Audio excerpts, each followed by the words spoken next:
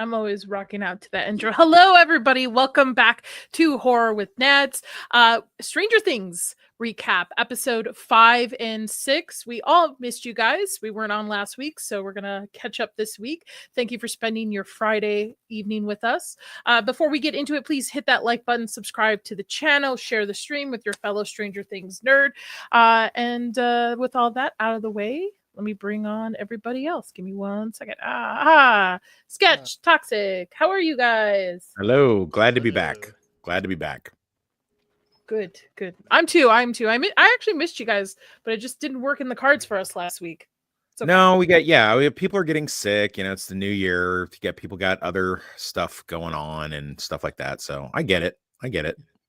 Yeah. Sketch, how are you? Good, yeah. Leave it to me to start be the first domino to fall on killing us last week. Me and my 30th birthday getting away. Oh dear. Oh, happy belated 30th? Birthday! By the way, yes, 30th birthday. What a baby! Is he the baby in the group? Right? He showed it. I think you are the baby in the group, unless Nick is younger. I can't tell. I'm pretty sure I am. I'd be shocked if there's a lot of people around. Nick might be younger. I'm not sure. Actually, maybe. Speaking of not being younger, hey, Zax. Hey. Hello. How's it going? Good. How are you? Good. We were just describing that Sketch just turned 30. Do you believe that? Wow, 30. 30. You're too old to be a twink now. You can't be a twink anymore. So him's all grown up. Him's all grows up and grows up. Is it your birthday today? No, it was on Monday. Oh, well, happy birthday! Thank you. Awesome.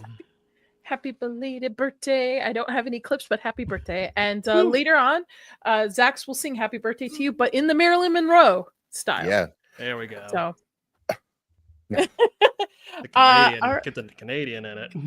Sorry, guys. Accent. There you go.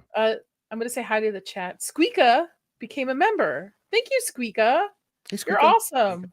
I don't know if you're still here because you became like I checked a while back. So I'll play you. Where is it? It's my favorite clip. Oh dang, maybe I don't have it. Good afternoon, ladies. Afternoon, Billy. Take the new suit, Mrs. Wheeler. Thank you. $1. Nice. Yeah. Nice. Toxic. We're back, baby. We are Rio. I don't know. Sketch Vecna's voice. It's time, which is funny because I covered Twilight on Cannoli's channel Monday, and Vecna is on there. He's one of the 3-head vampire. I can't remember what their name is, but they're like the Italian head vampires. Okay. Yeah. The Corleones. Yes. Yeah, that one. Yeah. Sup, boners. Jana's here. Rachel, I think I missed you. Rachel. And Big Ship's here. Shippy and James Brighter. Hello, everybody. Welcome. Thank you for spending Friday night with us. When the boys and Elle are walking, trying to find the gate, they walk around the railroad tracks, pairs in a scene the reminiscence to Stand By Me. Yes, Toxic are trivia. Trivia, dude. Yeah. Maybe for the finale, we should play some Stranger Things trivia. Just on season one. I don't expect to. By the way, side note, Zax, I was digging you guys on the Empire Strikes Back thing the other night. It was pretty cool. Oh, thanks, man. Yeah, that's fun. Great movie. Easy movie to talk about. Yeah. Even I liked it as long as I could. Even Nadia liked it. Wow. Yeah, even I like it. It's one of the first movies my dad introduced me to. It was like the Star Wars, the 3 original, and then Indiana Jones. We went into that. So yeah. And there was a giant gap for like 20 years where you saw nothing. Okay. Except Jackie Chan. And then it came back, and we were all just like, that can't be as bad as I thought, right? I'm gonna go see it 6 more times to make sure I saw that right. Yeah. Well, we are here to talk about Stranger Things episode 5 and 6. We're going to start with episode 5, The Flea and the Acrobat. Hopper breaks into the lab to find the truth about Will's death. The boys try to locate the gate to take them to Will. Now, there are some key elements in this. There's themes of friendship and trust, paranoia and conspiracy, science and supernatural, isolation and connection. courage and coming of age are all themes that run through this episode. In my opinion, it's a bit of a filler episode. Yeah. They all can't be winners. I think it's actually the weakest one out of the whole season, but it's still not bad. It's wrong thing I'm sharing. Hold on. Stop sharing that. Not the IMD. I need Netflix. Okay. What sketch initial thoughts on this episode? Oh, I think you might be onto something about this being the weak point of the season. I remember when I was doing the rewatch for season. This one I didn't give too much thought to. That might also just be because I have a special relationship with the start of episode 6, so I was just already looking forward to that. So this one just kind of flew by me, but upon closer thought, I think you're right. This is kind of just like a bit of a down point. Not like a whole lot or anything, but just like it is kind of where like it feels like it's starting to take a little bit of its time. Yeah. I think it's because the next 2 episodes are the climax of the season. There's arc between those 2 episodes to complete the season.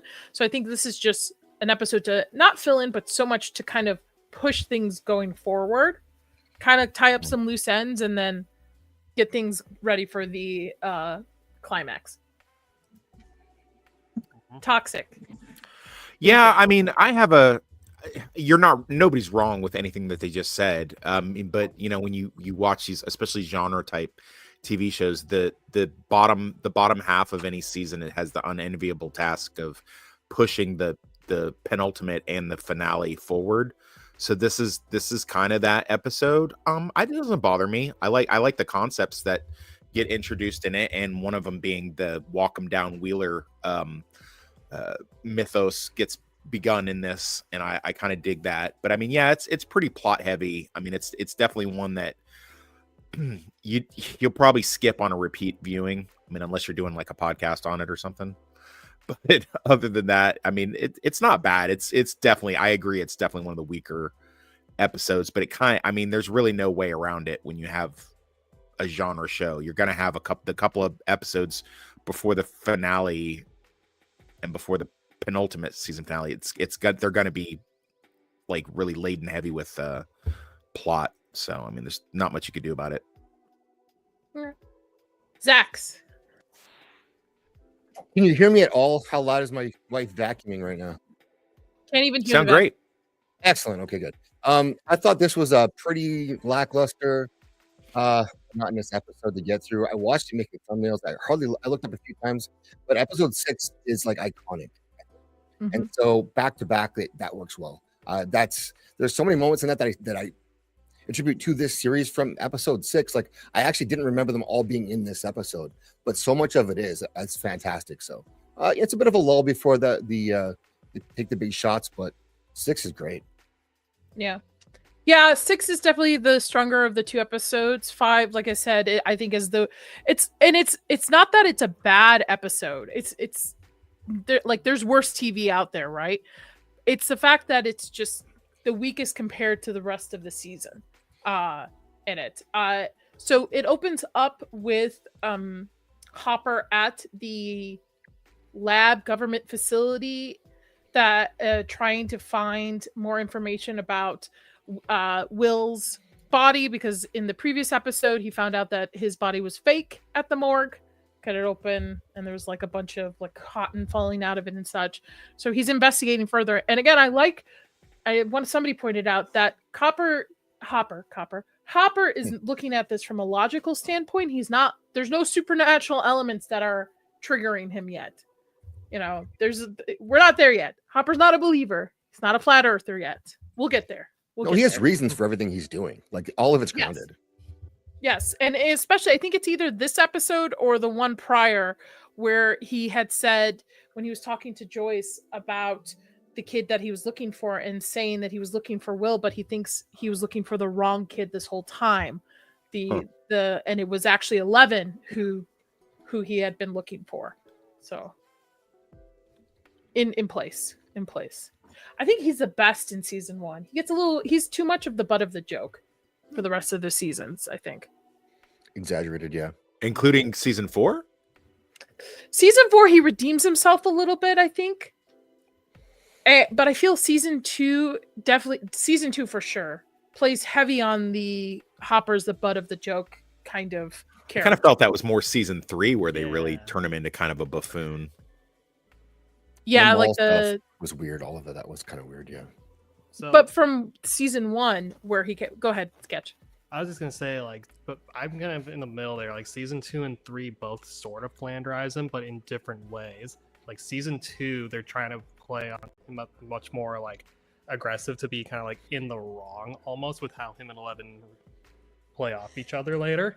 But then season 3, they go the opposite direction. They try to make him just like the goofy, over the top, protective dad who's not so much like being malicious, but is just being exaggerated. He's way over the top in season 3. There's no denying that. It really is the weakest part of that season.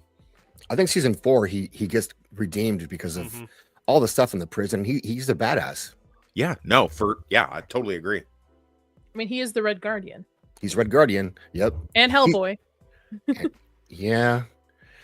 No love for Hellboy. No love for the Harbor Hellboy. I like the Harbor Hellboy.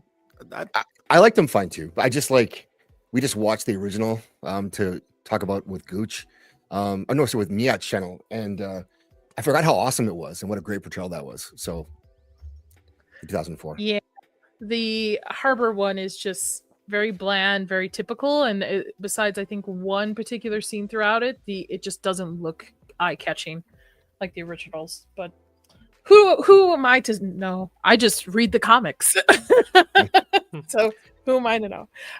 So Joyce and her ex-husband, ex-baby daddy, basically the father of Jonathan and Will, supposedly, is mourning the loss of their son here.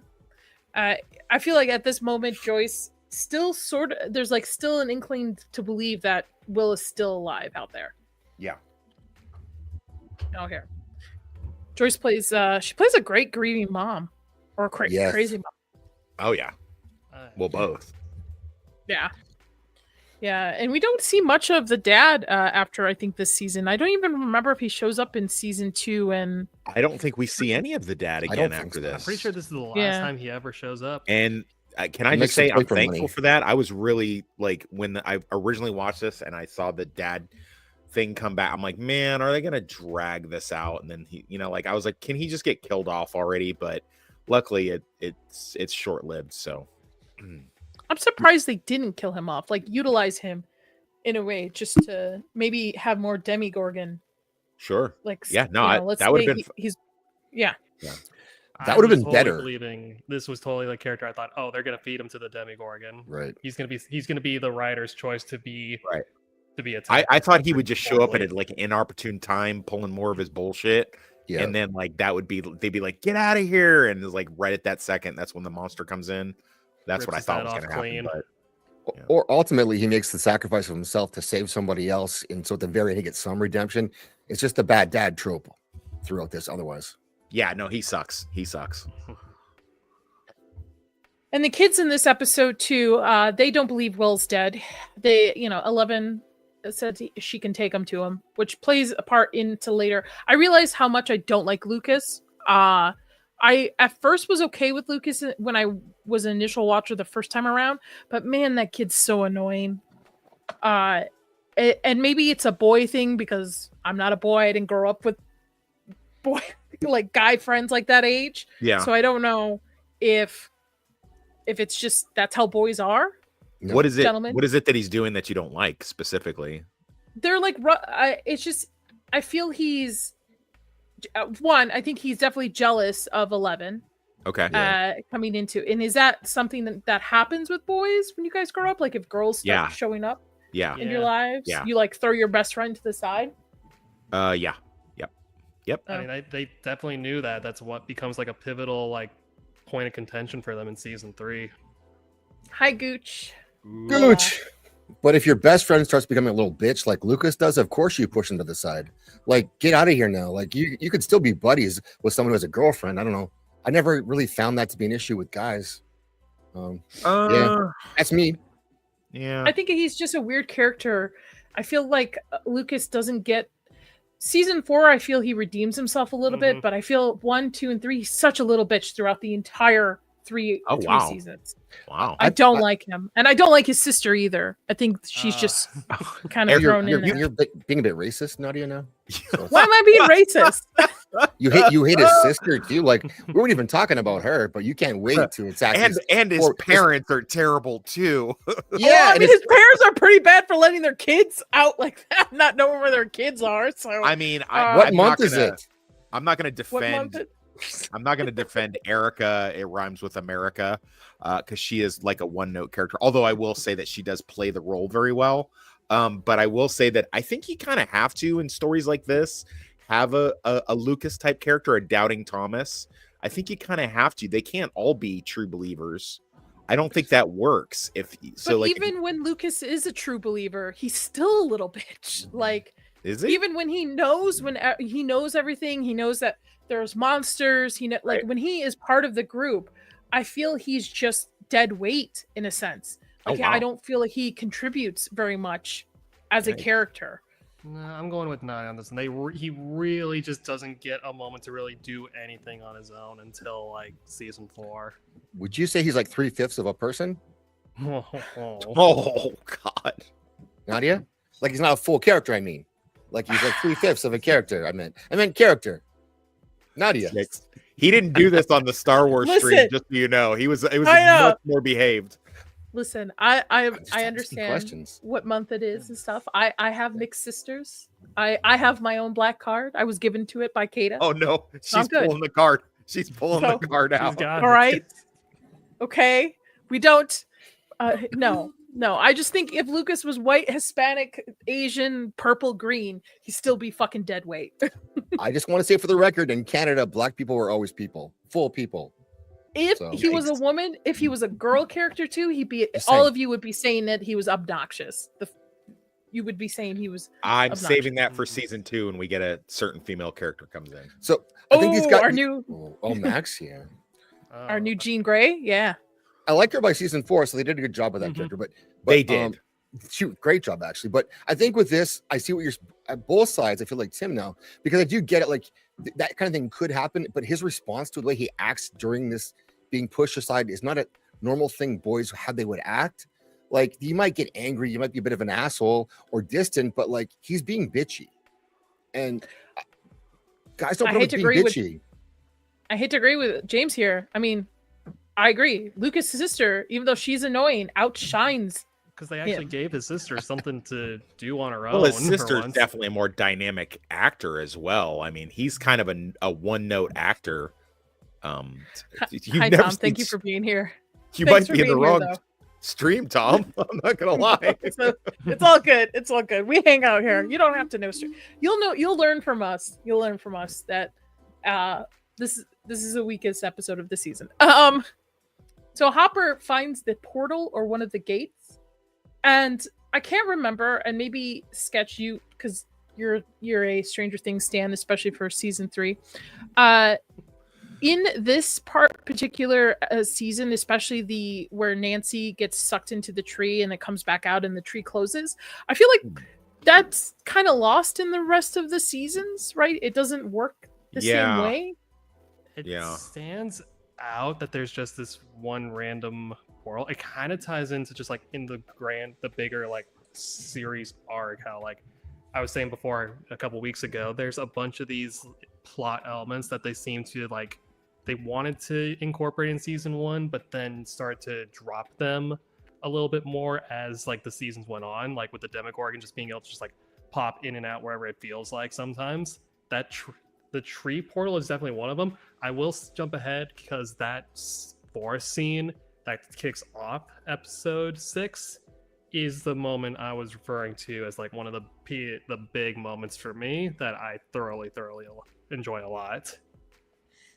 Actually, watching this episode and the next one completely changed my opinion about Nancy. I take back every bad thing I've said on these streams about her. Nice. I completely forgot where she came from because this is the first time I rewatch on this season, and she is a badass character with quite a bit of development. So I take back what I say. I take a while. Well, there goes the fun I had planned for next burger. Oh, you guys are gonna touch buns again. Oh yeah. Oh, the buns. Yeah, baby. The tree portal scare me when you're in the ancient forest surrounded by. Yeah, it kind of gives a little bit of a Jim Henson early '80s kind of like fantasy vibes. I don't know. It just kind of Dark threw Crystal? me into the You mean? kind of yeah. When the tree closed, SpongeBob season 1 equals 15 rewatches. Okay. Wow. True believer. Yes, true believer. All right, so we have a true believer. Hopper has now finally seen the gate. I'm granted he hasn't seen a monster yet, but he has finally seen at least one of the gates. The gate that 11 opened up. That we find out later in this episode. That is, she blames herself for it. Blames herself for Will's disappearance and everybody getting hurt because she's the reason why this thing exists. And I do like the little bit of background we get in these episodes of the fact that a little bit more of the MK Ultra, where she is being I don't want to say raised, because I don't think she's being raised, or she's just being brought up to be an assassin, and then you kind of see that play out, and it leads to her opening the gate with the Demigorgons and stuff. I thought that was really cool. I do like a lot of the like fanatical kind of like fictional elements of like the MK Ultra legends and myths that they decide it's like, what if we just take these and just like push them to an 11 as if they were truly I see what real. you did there. Nice. The teacher shows how to break through the upside down dimensions by folding a plate in half and shoving it through an event horizon. The same demonstration is given to show how time travel or travel by space. How to travel. Yeah, it's too many people are interrupting my exposition. It's okay. Travel by space warp, and both the point is to travel. The teacher shows how to break through the. Okay, here we're moving. And both of the points is to travel from one place to another quickly, here mentally, in horizon, physically. In both cases, it turns out there's something evil in between the entry and the exit points. Yep. There you go. Interesting. You know what's really funny? The first members watch party I'm doing this month is Event Horizon. That's what. Oh wow. Hey. Yeah. Yay.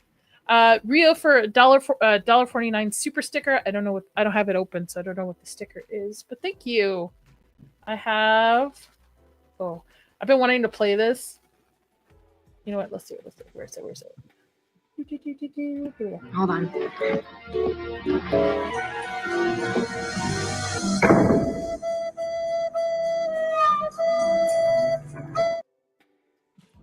Aww. Oh no, Dustin, no. No, it does. Remember my pizza analogy? Yeah. They look pretty cozy. Look how lived in. That's what I was this gonna ask space too. Is Joyce just like sad and looking for some like sympathy dick, or like what's happening here with this situation? Is she just any port in a storm type of thing, or like what's going on here? Are people pretty horny at funerals though? I mean, according to Wedding Crashers, yeah. I mean, I don't know. I'm just thinking. I don't know. Personally, I don't know. I don't get horny at funerals, so take me off the table. But Go on. life and death, right? You're thinking about living. I don't know, living in the moment. Then I mean, I guess I just took it as like she's taking comfort from this known entity, and he's there, so he can kind of pick up some of the slack until she realizes that he has ulterior motives. Obviously. I think she's desperate. Like, she's played so much this season out of complete desperation. She's grasping at straws all the time. And it turns out that she's correct. But like most people are going to be backing away from her acting like this. I think she did a fantastic job with this role to really just put that out there. Like, her energy is wild in this show. Yeah. And it's consistent, I think, throughout the seasons to me. She's, even though nobody believes her half the time, which I'm like, at this point. The time. That's like Joyce, my biggest complaint about Joyce and all of these. It's like, okay, so the first season I could see them being, dubious.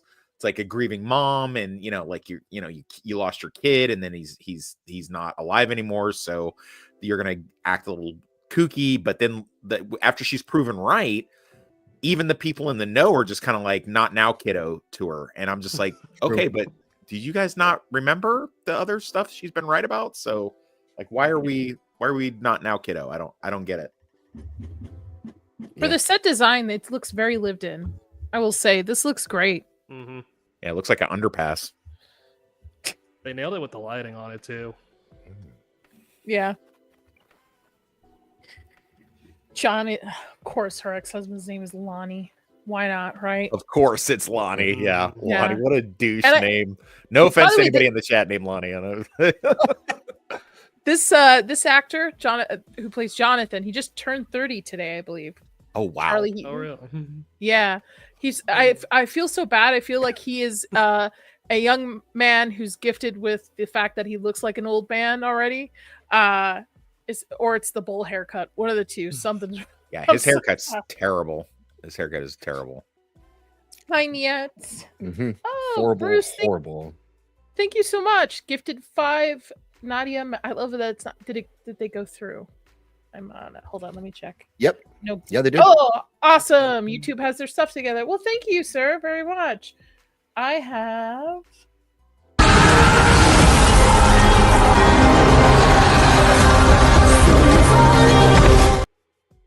Nice. Yeah.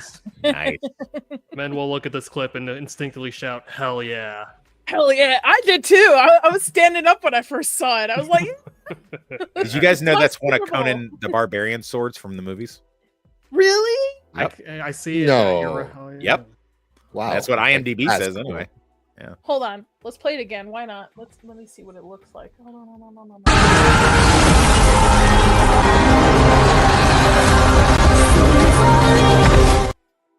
I just wanted to play it again.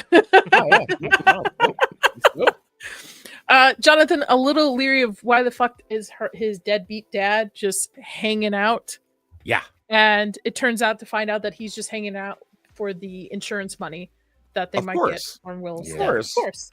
Mm. Of course. This is just another episode of Roseanne. Of course. The couch That's- could be from Roseanne. Yeah, that's 7 degrees deep, guys. That's too much lore. Too much. Too much lore. This kid, Too much man. lore.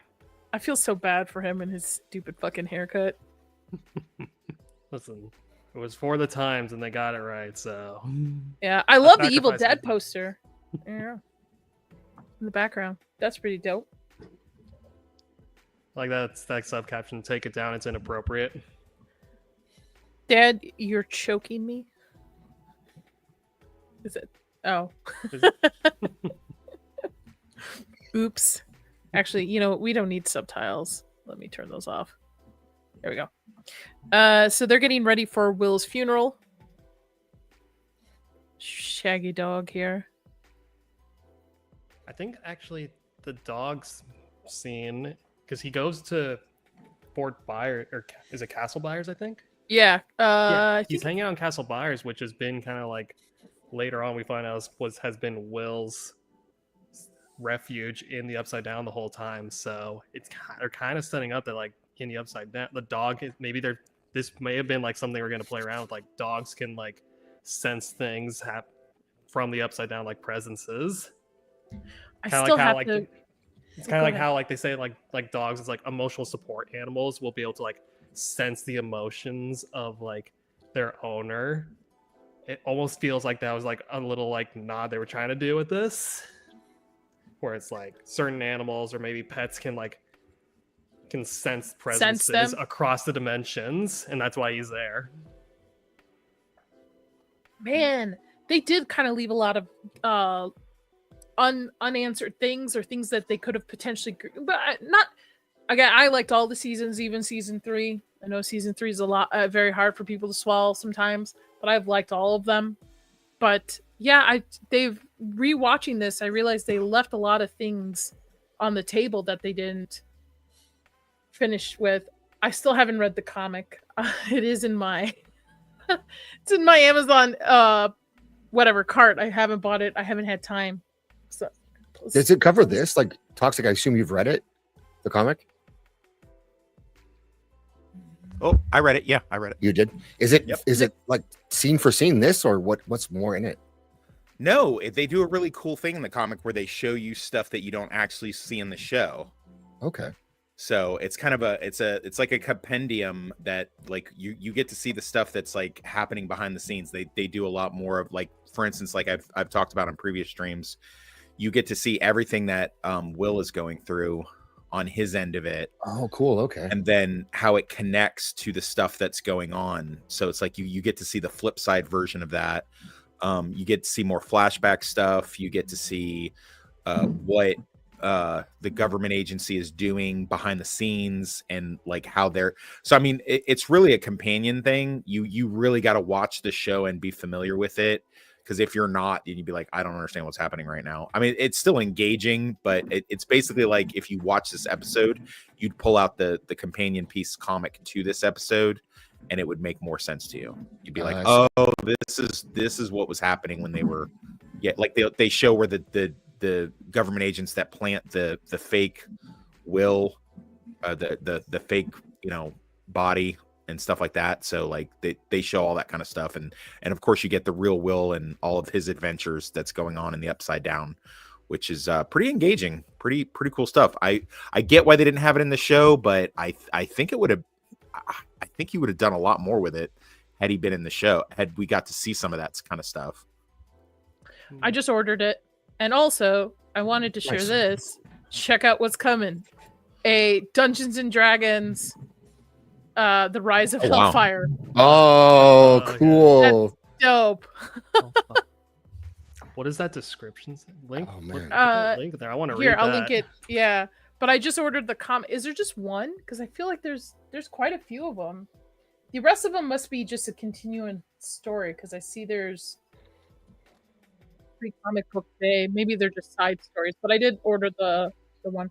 Yeah, my D&D senses are tingling after I saw that. I was like, that looks really cool. Mm-hmm. I want to play this. Who doesn't want to play Hellfire, right? Yes. I love anything Old Eddie. D&D. Yeah. That looks so cool. Okay. All right. Back to the That looks cool though. Badass. Right. Getting ready for the funeral. Which is kind of sad. It's sad. First watch through, it was very sad. I actually thought Will was dead. But actually, no. Now that I think of it back, then that doesn't make sense. I thought Will was dead when they pulled out the body, but I didn't think Will was dead at the funeral because we already know the body's fake at this point, I believe. Yeah, we do. Yeah. So much content to watch. So little time. Look at this kid. Look at this curly hair. Look at Lucas doing absolutely fucking nothing. He looks shitty. He's looking like he had a shitty look on his face, like he's gonna bitch about something. Well, they think I think at this moment they don't know the body was fake, right? Because Hopper hasn't said anything yet, even to Joyce, and they all think Lucas is the straight arrow, right? He doesn't think Will is alive. So when 11 brings up the idea of taking them to him, he's still kind of hesitant and doesn't trust her. I think he wants Will to be dead. Lucas, that's his hope. He says, without Will, now I'm moving up a peg in this. Being a group. best friend. That's right. Yeah. Now I'm best friend material. No more Will. He's one step closer to being a full person. Dustin says the reason why Lucas is bad is because Lucas is mad is because he thinks Lucas is Mike's best friend because they grew up together, while the other ones kind of showed up afterwards. Mm-hmm. So he thinks he's in a sense being replaced. I get it. I'm replaced all the time. I understand. I feel for him. I do not believe that at all. Are you really into tabletop games? I recommend Axe or Castle and Crusades over other games out there that offer deep rule set but very well thought out for enjoyable games. Bruce, I'm about to break your heart, man. I play D&D 5e edition. I'm sorry. I'm sorry. I know the moment I say 5e, people just like, ah. But I do play a lot of tabletop games and stuff. I'll check these out. Thank you so much. Thank you so much for the $10. And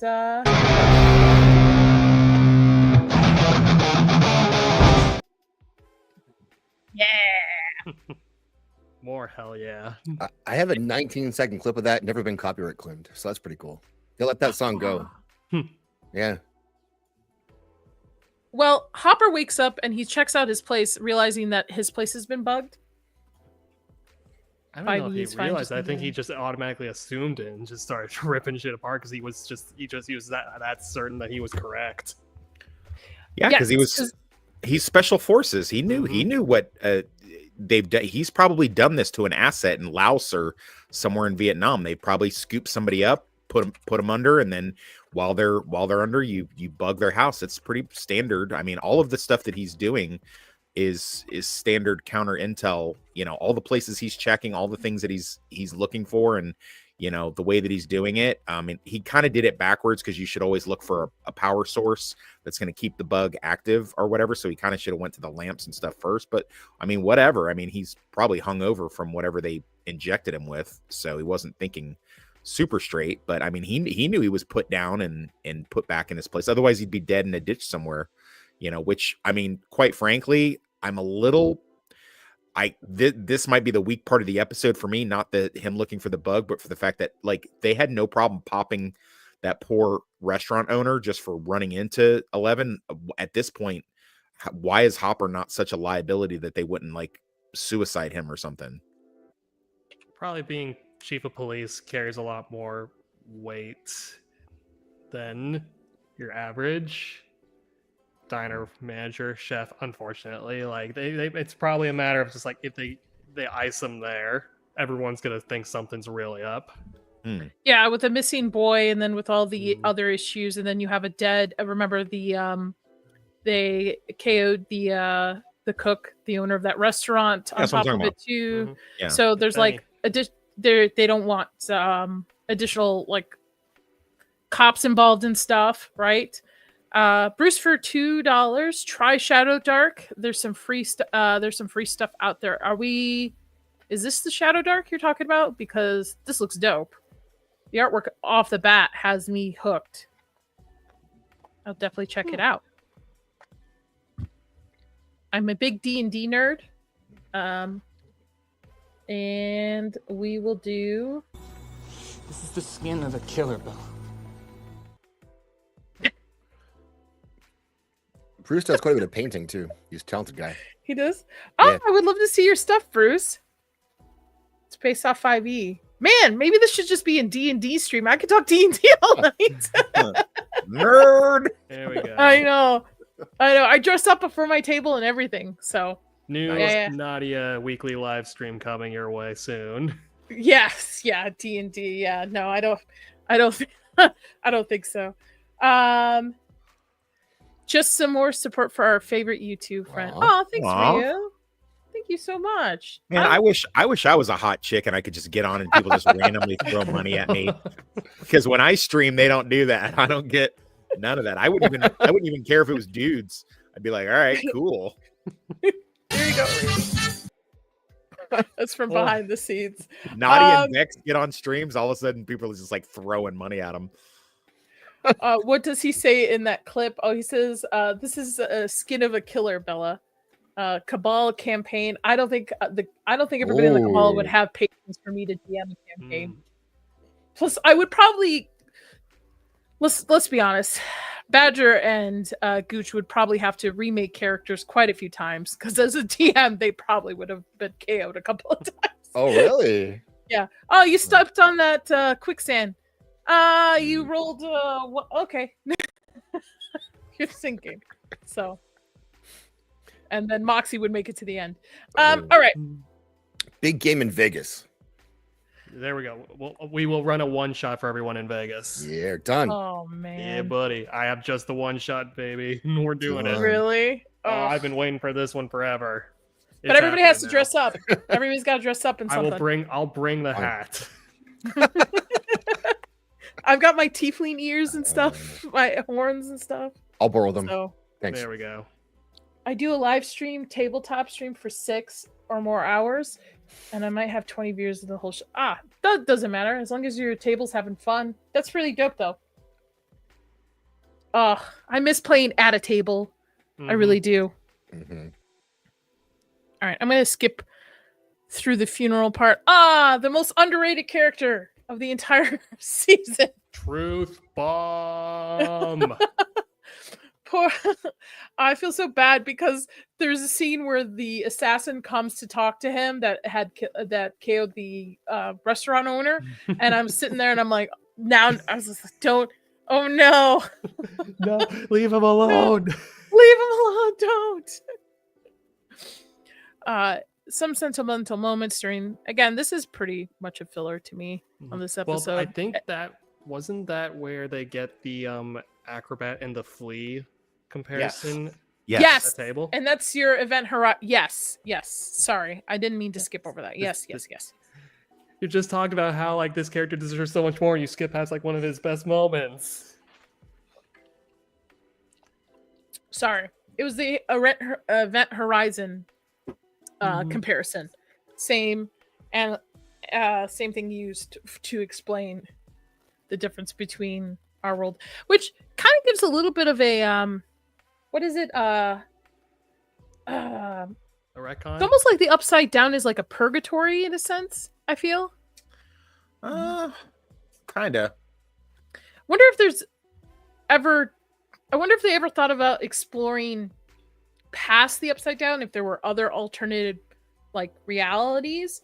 But then again, the Duff brothers said that after season 5 is premiered and done, there's no spin-offs, there's no continuance of the story, like they're done. Now, while they did say that, there was a, and I'm not making this up, a theatrical performance about Vecna's origins, where they bring back what they call Dimension X, which is apparently the interdimension space that he gets yeeted to when Hell beats him the first time, before he lands and finds the Mind Flayer in its like unassumed form, when he's like floating around getting electrocuted.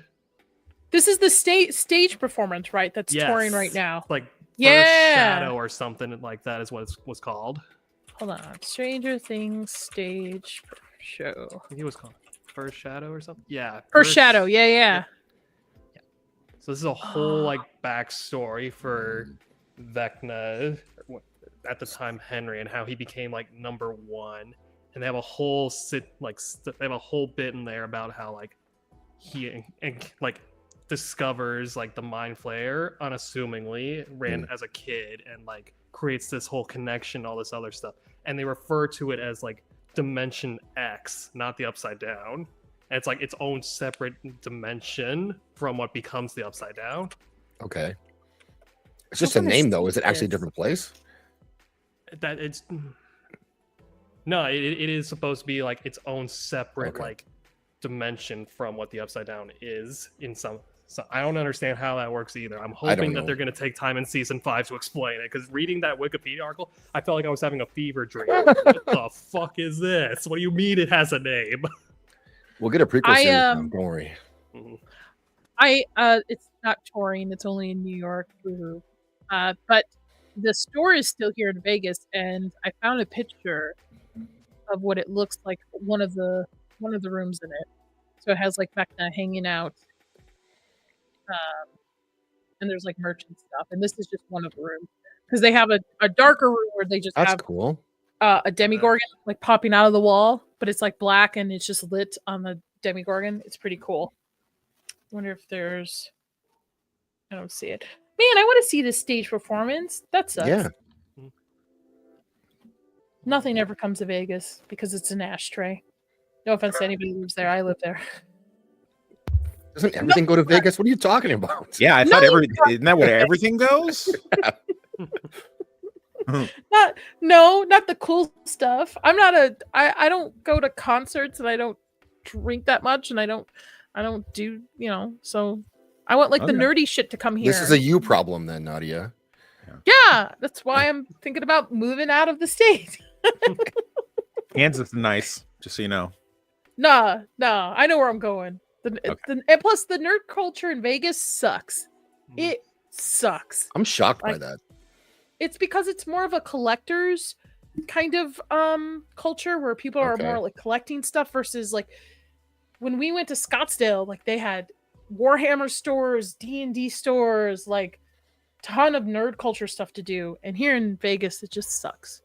Unless you like drugs, alcohol, and sex. And gambling. Don't forget the gambling. And gambling. You should clip that, Nadia. That's a good No, no clips. No clips. We'll clip it. We'll The put some B-roll on top of it. Yeah. It'll be one of your super chat messages. Do it.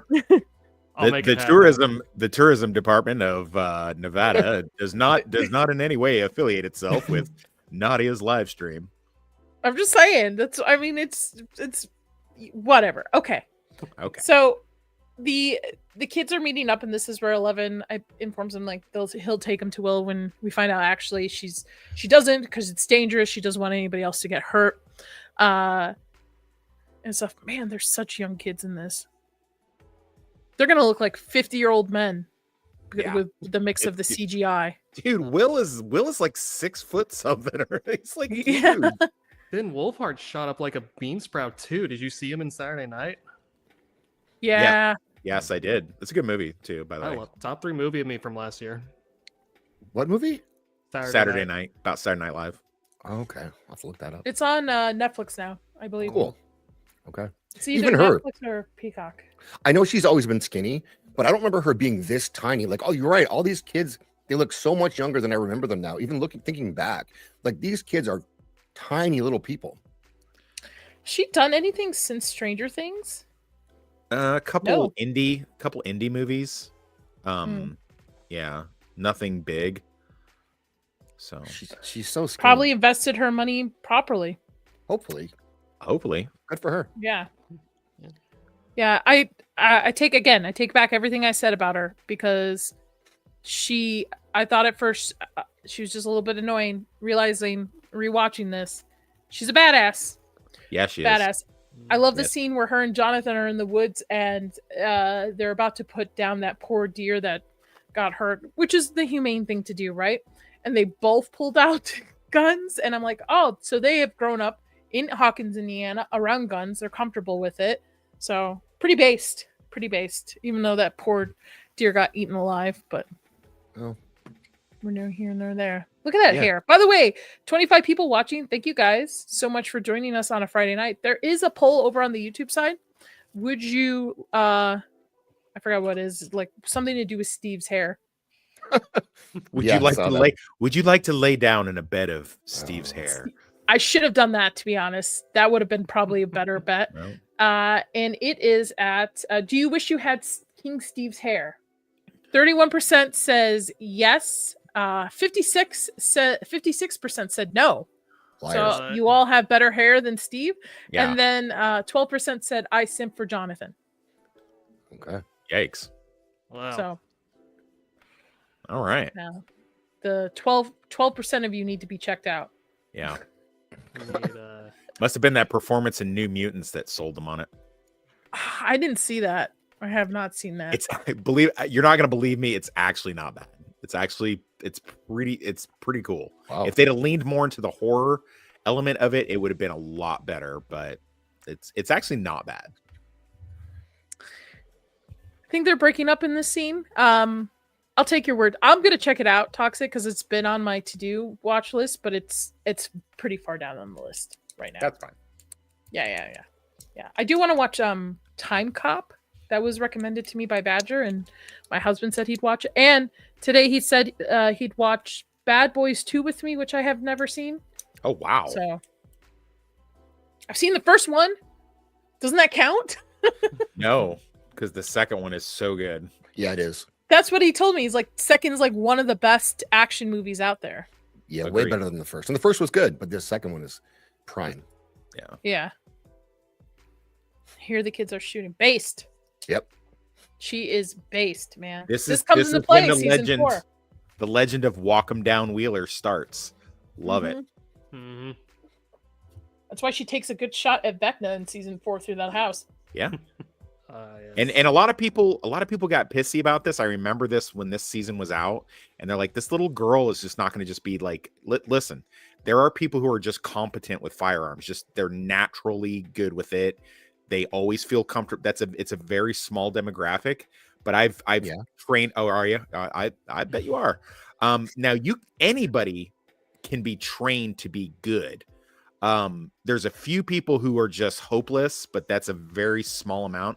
But then there's the opposite number of people who are just like savants, and they're just amazing. They pick it up, and it's just it just works right in their brain. And I think that was a smart thing for them to do, because really, what else were they going to do? She wasn't going to have a bat or a sword or an axe or something. So they had to give her, she's their gunman in their team. So I've always said gun rights are women rights. It's a great thing to have. Women should be educated on having one on them at all times. It kind of equalizes the playing field if you are ever attacked by a man or something or anything. In a sense, it is the best tool for women to defend themselves. So I am always advocating for women to be educated in gun rights and educated in how to use a gun. The only issue I have with this scene is that pistol is going to have a big kickback on it for such a tiny girl. She should have flown back a moment or something. That's a 38 special, and they're using target rounds. Not that much of a kick, probably more than she's used to with that. I don't know how much of that you can play, but it's just a 38 special. It's not anything. It's not like she's got a hand cannon. And if they're using target rounds, the recoil on it's not that, it's not like hot loads or anything like that. So yeah, I think I would always prefer to see a little bit more hot loads on your channel, Nadia. I don't know. I feel the recoil should just a little bit of a pushback on it, because even my hand pistol has a pretty big recoil back that sometimes throws me off, especially if I haven't gone shooting for a while. So I don't know. It kind of alludes to the fact that she grew up with guns a little bit here, but her parents, especially her dad, is such a dweeb. I can't see that. Right. Yeah. You see what I mean here? That there should have been a little bit. Mm-hmm. Well, they kind of pull away. They pull away and show the target more than her, so I can't really see. Yeah. I think to her credit, though, and for this, they picked a firearm that is reasonable. Like this isn't not a complicated weapon at all. Right. And it's available. So I think that was all good. Plus, it's something they could possibly get their hands on. It's not like she has a Beretta, right? Or they pulled out like a shotgun out of like a gun safe or something. Right. Like Will did at the first episode. She's not stripping it down either. Like Will didn't pull out a shotgun. Will pulled out like a little 22 rifle. This is your Stand By Me scene. There's your Stand By Me moment. Yeah. That's a great shot too. Great angle for it. With the very good, very nice. Some of the moments in this series is just so well framed on screen. I really like it. Yeah. When they lean into the whole, the affectation of like Stephen King, kid stuff, Stand By Me, and like all that stuff that they own it. They, it's not one of those things where they just they pay homage to it very, very well, I feel. So, and when they do it, they really do it right, especially in the first season. Yeah. No, definitely a lot of Stephen King vibes, which, he took over most of the 80s with stories like this. Hopefully it doesn't end the same way it did, or midway through. Yes, it.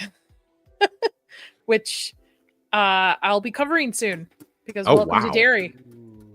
What are you talking about, the book or the what are you talking about? The book and the miniseries with Tim Curry, and then the part 1 and part 2 movies leading up to Welcome to Derry. The 1990 or the 2017? Both. We're gonna do the 1990 and then lead into the newer movies with Skarsgård. Oh wow! Into it. Yeah. I want to do that to kind of prepare for Welcome to Derry, because I'm actually pretty excited for Derry.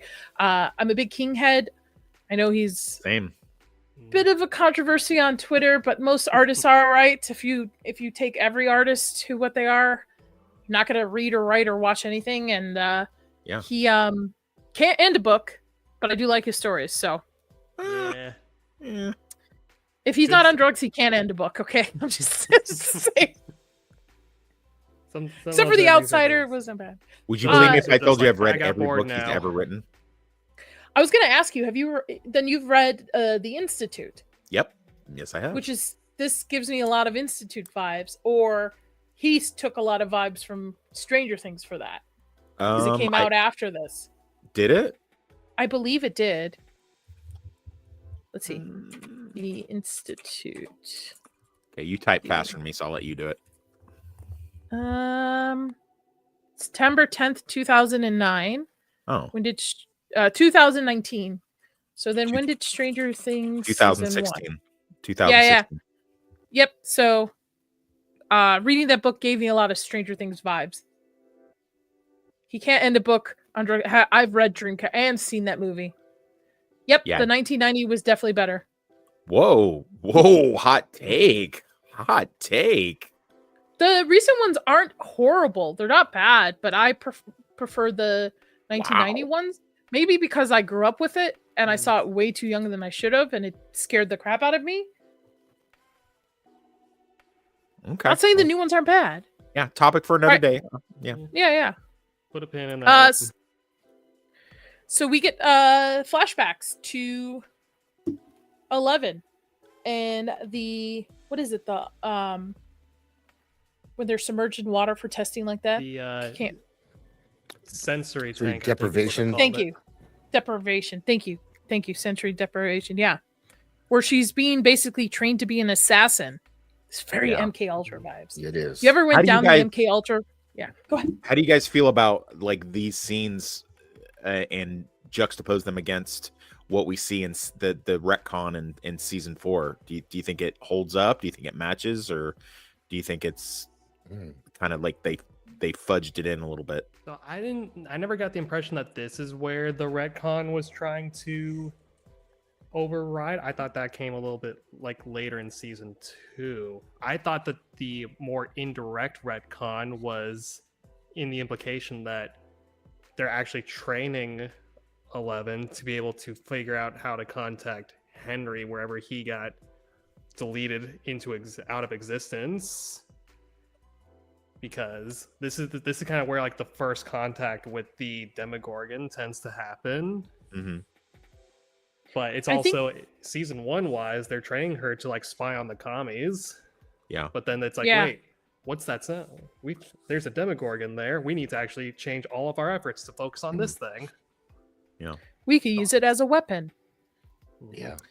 And then later on when they kind of introduce like Vecna as like fighting for control with like the hive mind over all the Demogorgons, it made me think, oh, actually this was the plan all along. They just want to find out where Vecna went. I didn't even put that together. No, I didn't. That's either. a good point, Sketch. Yeah. I will say it's confirmed that in Stranger Things 5, we're going to see several flashbacks from season 1 of Stranger Things. Okay. This was confirmed by the Duffer Brothers at last night's SCAD TV Fest award ceremony that was happening. So I wonder if it'll retcon some of the things that were left unanswered or follow along with the comic. I thought this was great in establishing how vulnerable she is, and even though like she has this power inside of her, but she's so tiny and so alone and so small, and they've shaved her head, and there's so many adults around her and all these heavy machinery, and it's all going to be based around her, and everyone there's not bagging an eyelash about putting her into this tank, try to unleash this power, and I think it's great at making you sympathize for her. Like, you don't need help doing that, but it does help. Yes, she's learning throughout this whole season, throughout this whole episode too, is learning about human connections. Contrasting with the isolation she's dealt with and the desperate need for a connection, right? Especially there's a scene where Dr. Brenner brings in the flower for her, the potted flowers, and it's almost like a I don't think it's a bait and switch is a good word for it, but let me love bomb you with things so that you'll do what I say. Right. Yeah, it's like an abusive boyfriend. Yeah. In a way. Yeah. Yeah, totally. Or abusive father. I mean, obviously. Yeah, abusive father. Yeah. Like, oh, just because I hurt you, let me appease it by giving you something. Yeah. Like, so. And then we continue on while the boys are searching. Now, when the boys figure out, well, Lucas does, that they've been searching in circles. Where is it? Lucas figures it out that she hasn't been taking them anywhere. That they've been in circles. And this is where both Mike and Lucas have a big fallout. and fight. This is also where 11 pushes Lucas in. I could have killed him too. Rewatching that, I was like, ooh, that really could have killed that kid. They put a chunky impact sound behind him when he slammed into that car. Yeah. Let's see if I can play it.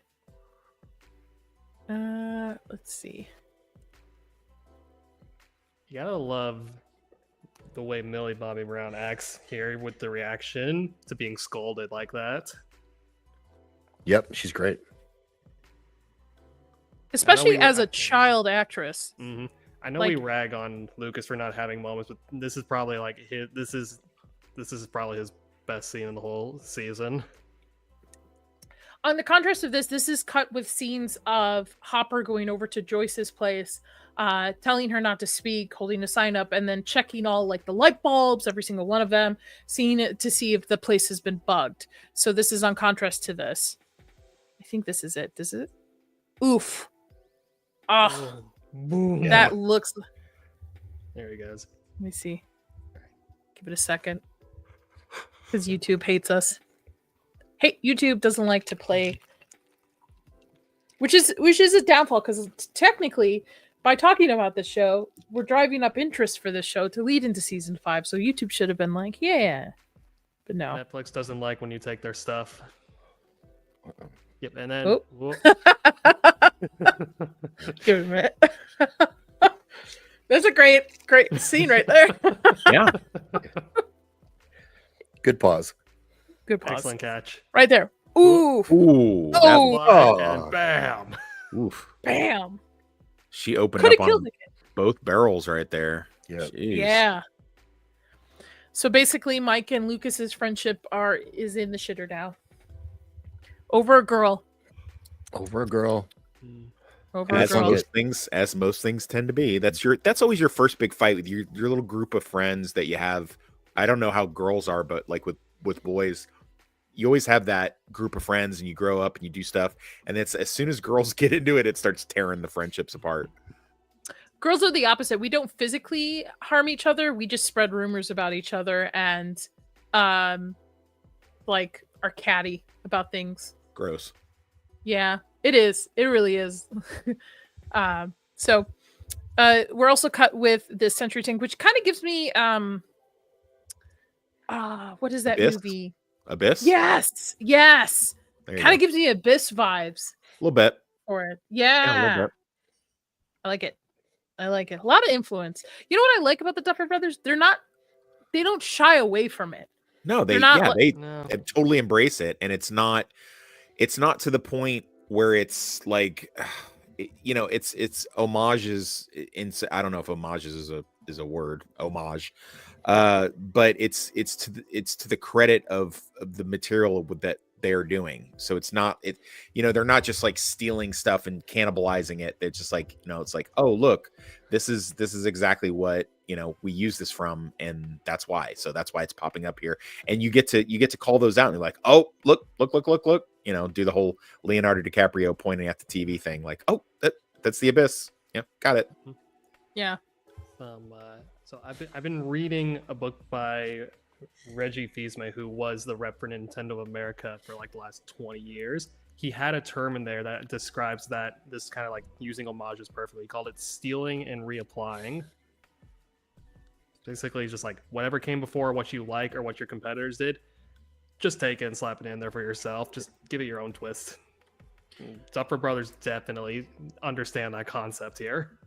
Yeah. They do it properly, where I feel creators, especially in the TV movie industry, are just rehashing stuff that are popular, that already exist, but just trying to change things, where here it's just honored in certain ways. They're doing their own thing, but they're just sneaking in these little homage to these IPs that they grew up with.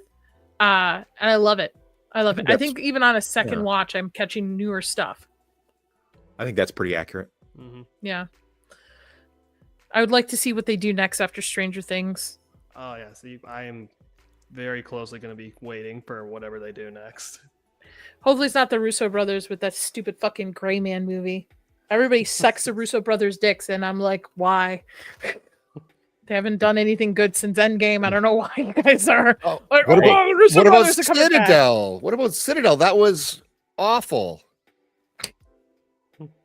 Everyone's like, "Oh, Awful. they're coming back for what is it, Doomsday or whatever?" Doomsday and Secret Wars. Wars. Are Weiss and Yeah, Ben ooh. are Weiss and Benoff, are they related or are they just partners? Oh, Holmes? D&D? Weiss and Benoff, the guys from Game of Thrones. Yeah. Are They're not they related. They are related? Yeah. Well, No, I mean, I don't think so. Oh, they're not. Oh, okay. No. Well, I mean, we were talking about duos that kind of fell off and like they. Right. Mm. Oh yeah, they screwed up season 8. Well, actually, my theory is They this: screwed up a lot. I think actually season 8 of Game of Thrones is exactly how Gurr Martin wanted to end his books. Mhm. So he utilized the show to kind of test the waters, and it backfired so much. Now he doesn't know how to end his books. That's why he hasn't finished the last book. Mm. So that's my theory on it.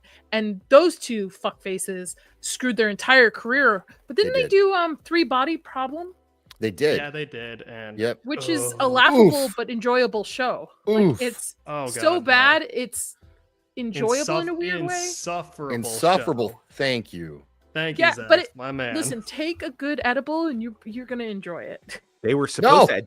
They were. I refuse. I reject. No, I'm gonna Wait go a minute, watch. hold up, back Hard up. pass. Zax, you were watching it the same time I was, and we were Yeah. talking about it.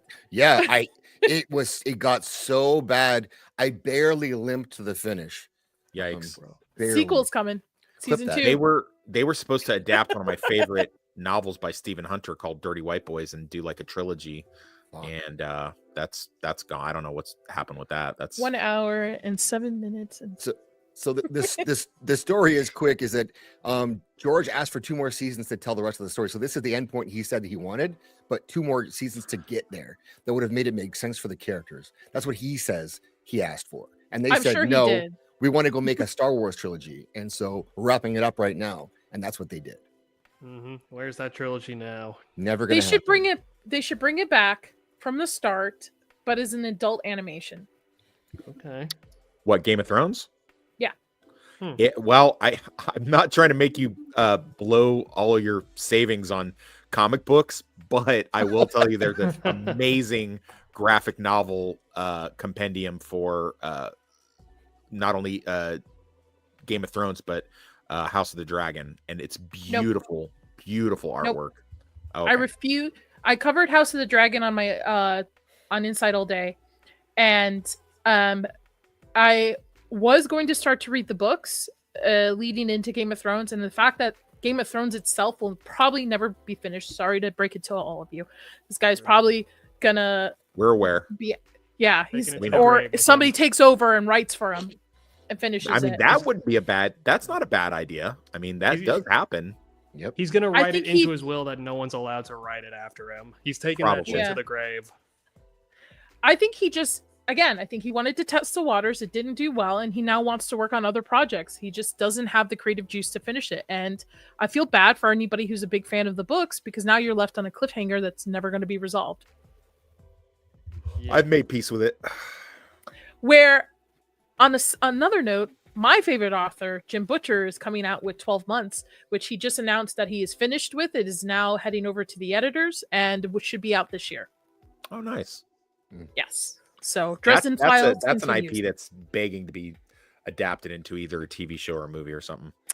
Yes, it was adapted in a TV show for Sci-Fi Channel, which was really poorly done, and it doesn't even touch like 10% of the IP.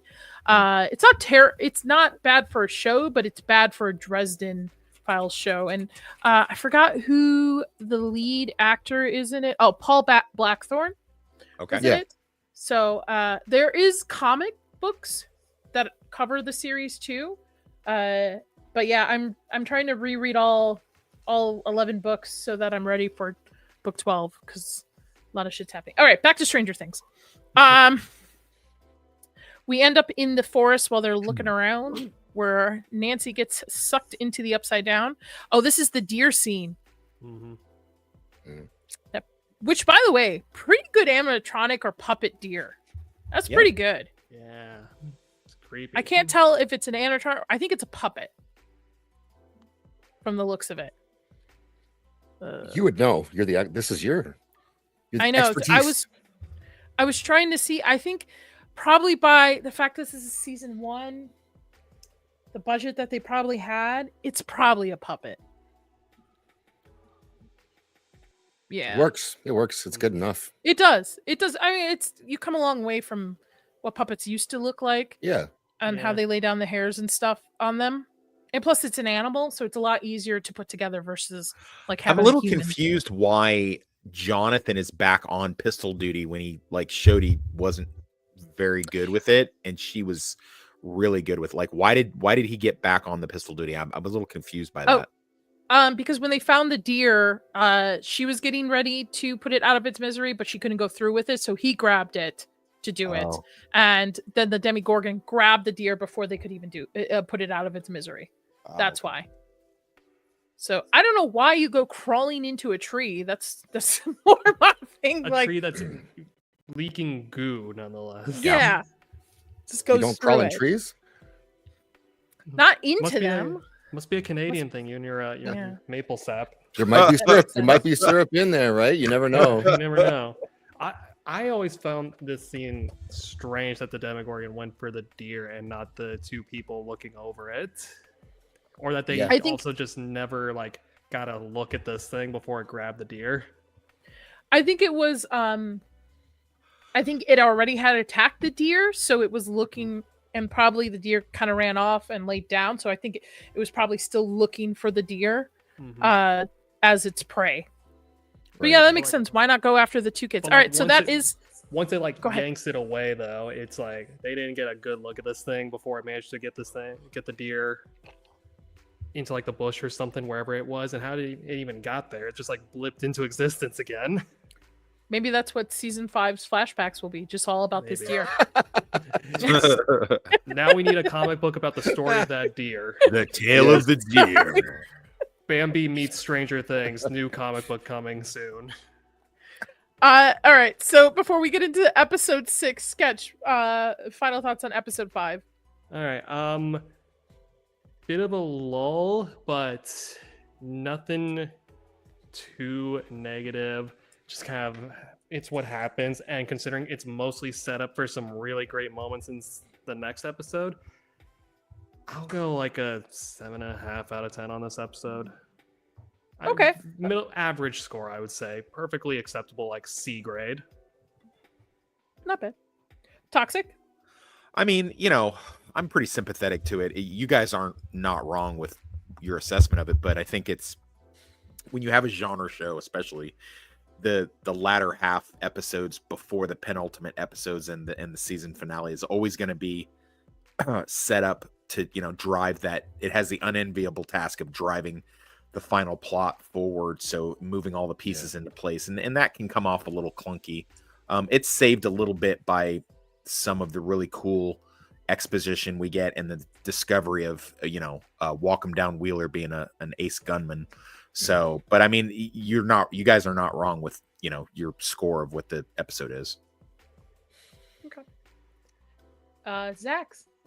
Yeah, I think I don't think there's a bad episode of the first season of this show, so I wouldn't say it's bad. It's above average. It's probably about a 6 for me. Above average, good. Especially watching it the first time, you're taking all of this in as you're watching it. So I didn't remember disliking or thinking it wasn't great the first time through, but on the second time through, I'm waiting for episode 6. So that's a me problem, not a show problem. So yeah, 6.5. No, that's a good point. I'm right there with about a 6.5. Again, it's not a bad episode. This entire season's very good, especially for it being an original Netflix series. It's not based off any IPs that had existed. I mean, it homage to a bunch of them, but it's an original concept. And the fact that they didn't know they were going to get a season 2, I think it's a solid start to finish season. Yep. This is just the midpoint where we're ramping up for the finale, and they just need to fill in a couple of things just to get you ready for the last 2 episodes. So it's not bad. It's just, I think it's the weakest episode out of all of them. Yeah, I agree. So agreed. Zach, so you got to head out? Not yet. Oh, okay. All right. Sorry, I spoiled the surprise. Kick me out of here. Trying to get rid of this man. So chapter 6 is called The Monster. A frantic Jonathan looks for Nancy in the darkness, but Steve's looking for her too. Hopper and Joyce uncovers the truth about the lab's experiment. In this, there are themes of power and control, trauma and resilience, friendship and solidarity, the unknown and fear. There's also themes of like parental love and sacrifice and ethics of science throughout this. This definitely is an ignition episode. Like it lights the fire to start leading into the last 2 episodes of the season, which we'll cover next week. So let me pull it up. Initial thoughts on it, Sketch.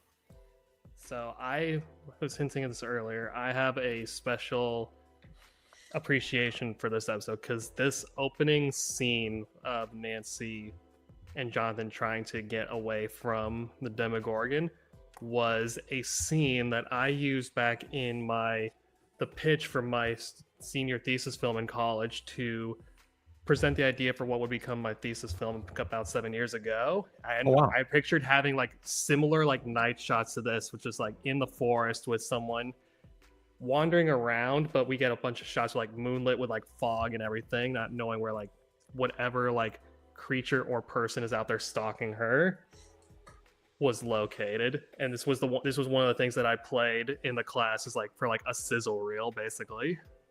That's dope, man. That's You really should cool. Do you have it to show, or would you want to show it? I do, and funny enough, I was going, because it's going to be coming up on like an 8+ year anniversary. I was just going to re-release it onto YouTube at some point, because this was back in the era when like everyone was high on Vimeo, so we just put all the stuff up there.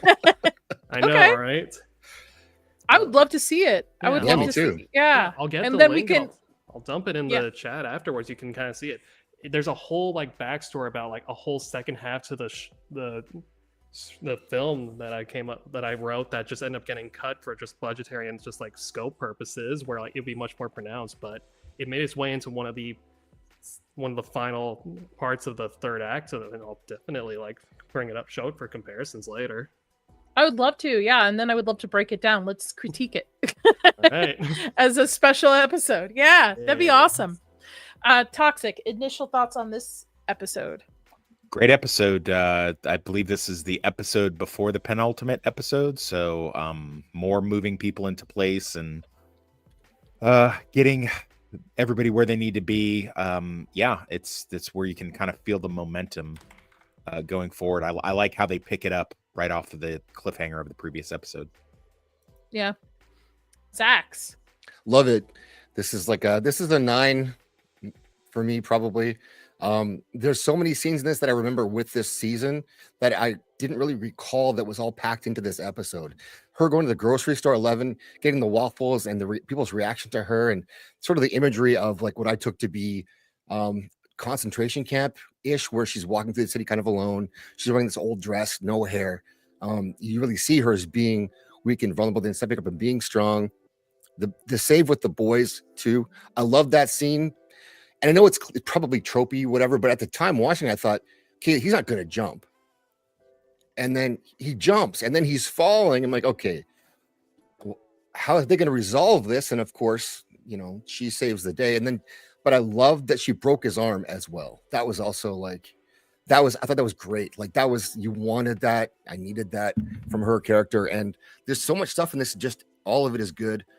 All of it's edge of your seat stuff, and it pays off everything that happened before it. So I think it's great. I also think this is an episode turning point for Steve. I just want to pinpoint for the character of him. Yeah, you're right. I think he gets hurt, right? He gets hurt initially with seeing that Jonathan spends the night with Nancy. Yep. Gets dumped. But I also think this is his like start of his arc, almost laying the groundwork for him to become the Steve that we know, the King Steve, in later episodes. Mm-hmm. Yep. You get So it opens this episode for later. I think it's the episode after this one in 7 where he gets the payoff for it. Oh, cool. Filming location for the quarry was Bellwood Quarry in Atlanta, Georgia. Oh, okay. It has been used as a location in many popular TV shows, including The Walking Dead, The Vampire Diaries, and the Hunger Games. Hunger Games. Okay. So it opens up with Jonathan looking for Nancy as she's disappeared to the Upside Down, found the tree that she went through, and her arm sticks out. And I was actually kind of half expecting her arm to kind of fall off, melt off when I first watched through this. I think if we had a one-armed Nancy throughout this entire show. Oh, yikes. That's the interesting. So even though this is kind of like a sci-fi fantasy horror show, like it kind of hits all genres. Yeah. It's still realistic in a sense that when people like KO in this, they're gone. Like there's no them coming back. Right. When people like lose things, so they don't make it easy for characters to come back. Like it's the choices that they make lead into the consequences of sometimes people just like Barb 6 feet under. Yeah, poor Barb. R.I.P. R.I.P. Justice for Barb. Justice for Barb. Mhm. This also cements I think Jonathan and Nancy's relationship moving towards more of a romantic relationship as it progresses throughout the seasons. Yeah. I don't know why she would choose him though. I don't either. He's a creeper. No. Still a creeper. He still took pictures. That's true. Mm-hmm. She didn't in the last episode, I think she confronts him about it and he's like, well, it's not as bad as what they did. I'm like, dude, It's kind of is. it kind of is like at least social media didn't exist back then. I mean, it's yeah, exactly. It's bad, but like the 80s had a different metric. So like stuff that was problematic, that's problematic now that we see with you really can't look at it with those kind of eyes. You know what I mean? You have to kind of get that. I mean, it's problematic. I'm sure you could have somebody say standing outside of a girl who has dumped you's window, blasting the song that from your boombox that you guys lost your virginities to is probably pretty creepy. But in 1987, it was pretty romantic. So, yeah, I guess. I don't know. I'm pretty based about stuff like that. I feel like if a guy is going to go out of his way to do something like that, that's like from the heart, give him a chance. I don't find it creepy. I do find it creepy if somebody's going to be taking pictures while I'm losing my virginity through a window. Yeah. like that there's like a difference, right? Holding a boombox up, oh, that's really sweet. Thought of me, kind of did that. Put himself to be embarrassed. Taking pictures of me creepily as I'm losing my virginity through a window. Yeah. Not the same.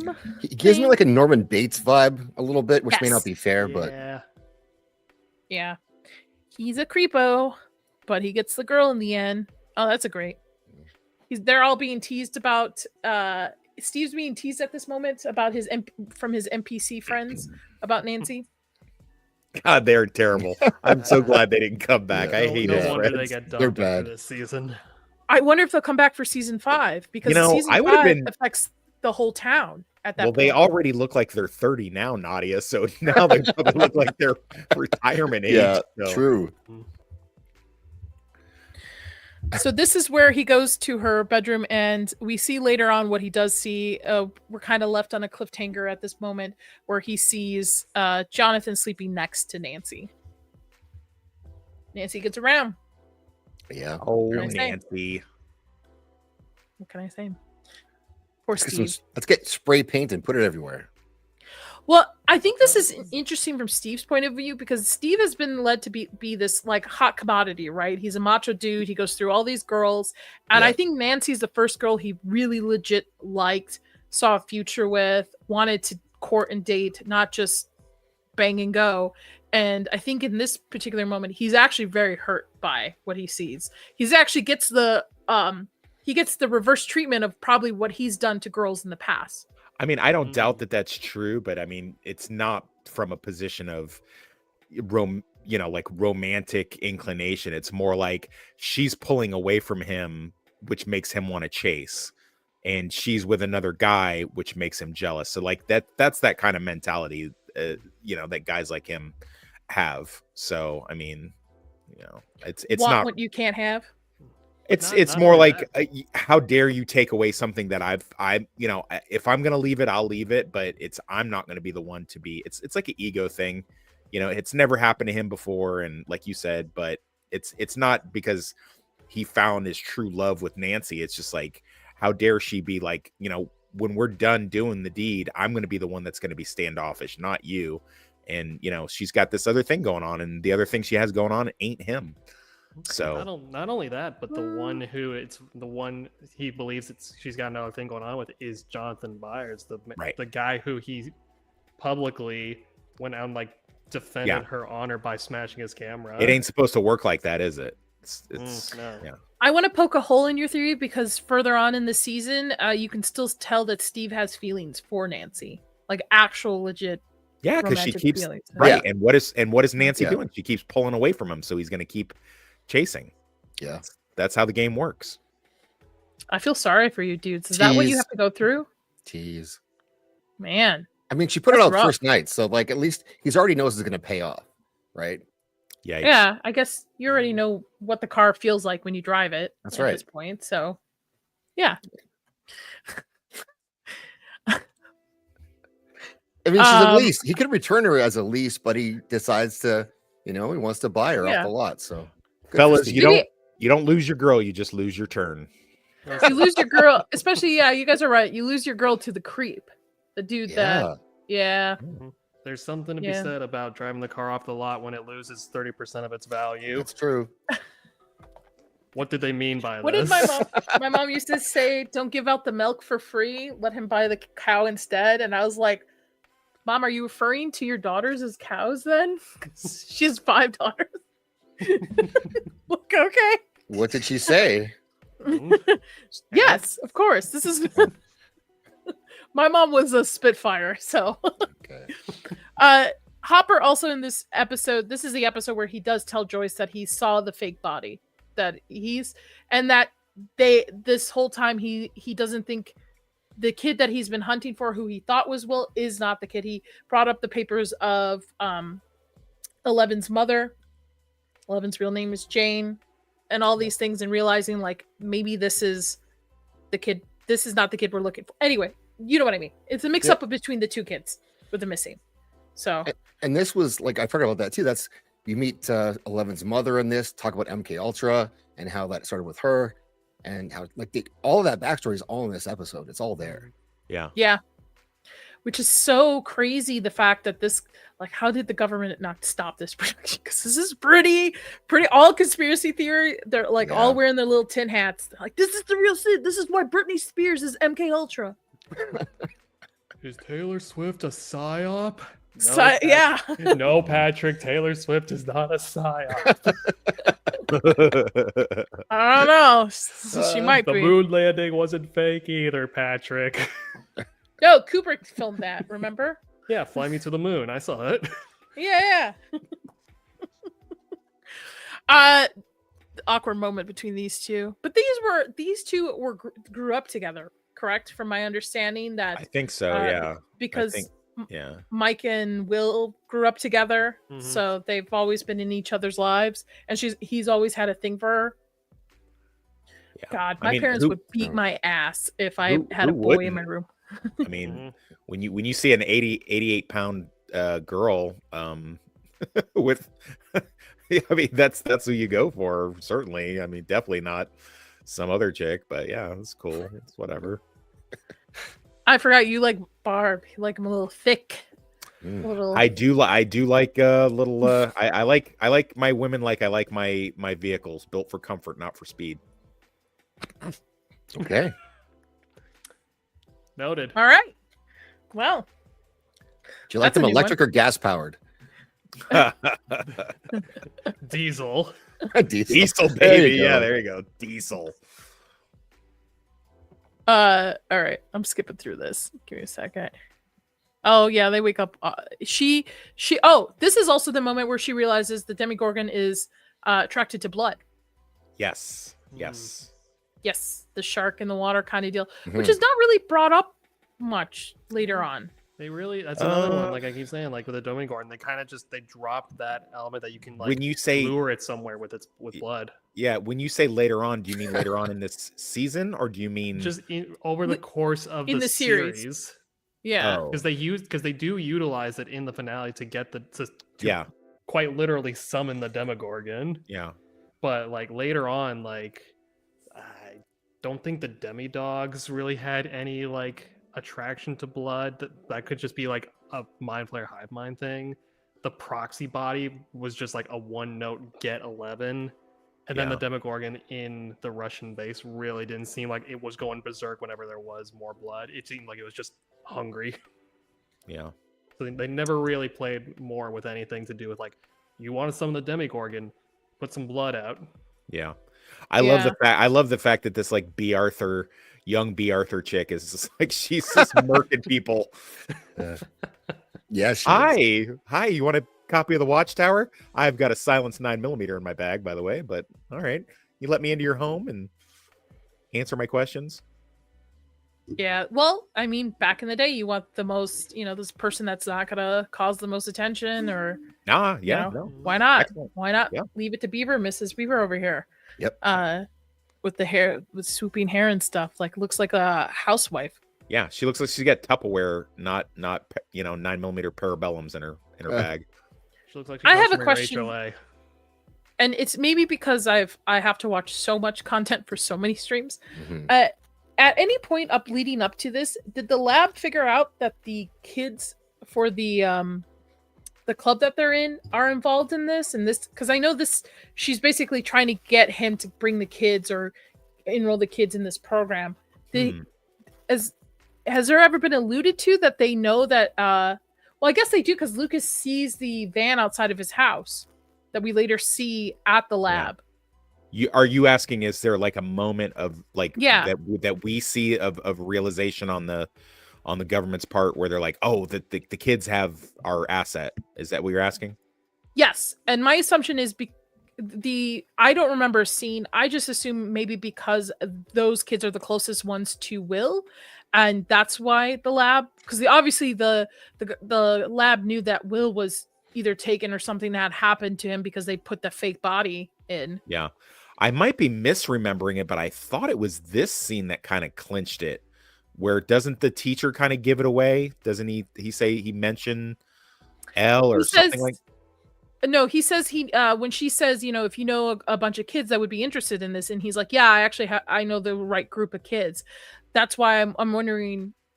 She's obviously knows that he's going to recommend. I forgot what their club is called, but recommend the kids for that club. Yeah, the AV club. So I just wondering if there had been a moment leading up into this episode that gave it away that those kids were involved in this, other than being Will's best friend. I don't think we ever did. I think the most we could infer was that, like, because Elle was there in like the auditorium scene where she made the bully kid wet his pants. Everyone saw her run off with that group, and then they're in the AV club, and the government probably got wind that there's this weird girl there. And one thing to another. It's a plot hole at the end, ultimately at that point. So it's hard to say, but I do not recall ever getting a scene where they did actually like wiretap into someone's phone or something to figure out where she was. Right. It's a plot hole I'll allow, because it's Plot not holes. too bad. I'll acknowledge it. Okay, Sax, you got to duck out. What do you got going on? Tomorrow, Circle Jerks, 10 p.m. Central on my channel. Otherwise, I don't know. I show up in surprising places. All right, man. Have a good evening. Thank you. Thanks, guys. Bye. Take it easy. Good night. Hold on There one goes. second. Let me fix this a little bit.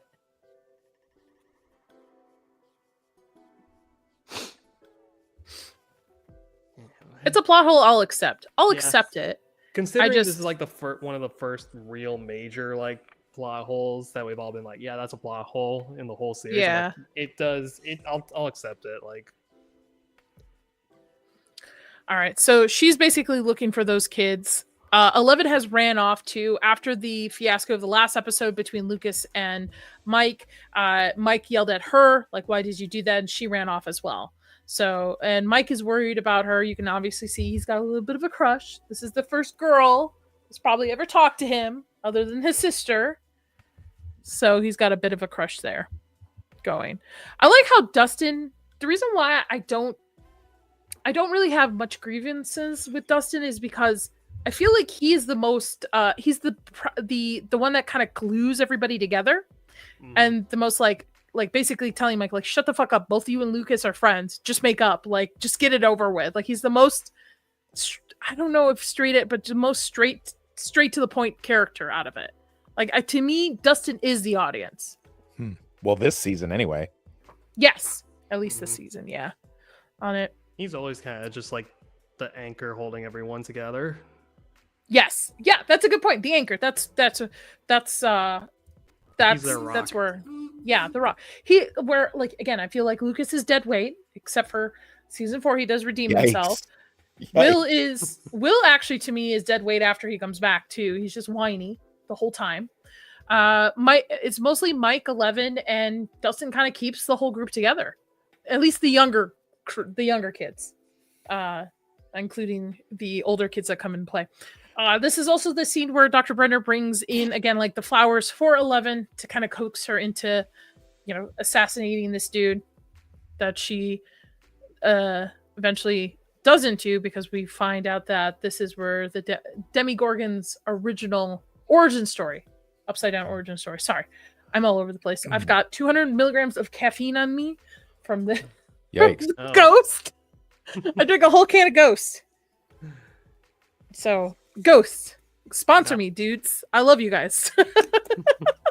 Nadia, do you need to do a late night podcast with your friends? Do you want to talk about a bunch of things from a TV show that's been out since 2016? Get Ghost. Ghost available. They are a Las Vegas local company, so I can always pick up free stuff. Ghost. So here's my pitch. Plus I'm gaming after this, so Ghost. Okay. Ghost. Ghost. That's what all those super chats are going to be used for. My Ghost fund. Use the code love NADS. bombing continues. Code NADS, yes. 10% off. 10% off. Link in the description, baby. Actually, you know what? Fuck it. I'm going to reach out to them. There you go. I think you should. I'm always on Blue Collar to talk to Regal. I'm like, dude, you got to hit Regal up as much as you pimp their app out. Just call Regal, man. Oh, yeah. 100%. He should. He should, especially since AMC hiked up their prices and limited their movies now for their A-lister. Yeah. So that was a flashback. She wakes up in the forest, which my back hurt when I saw this. Yeah. I was like, I'm not that young anymore. I can't just sleep in the middle of the forest and just wake up. You can pull that off when you're a kid and shake that off, but like right now I'd be crippled. I'd be like calling the VA. Like, I need an appointment. I'd be telling my husband, please just leave me here.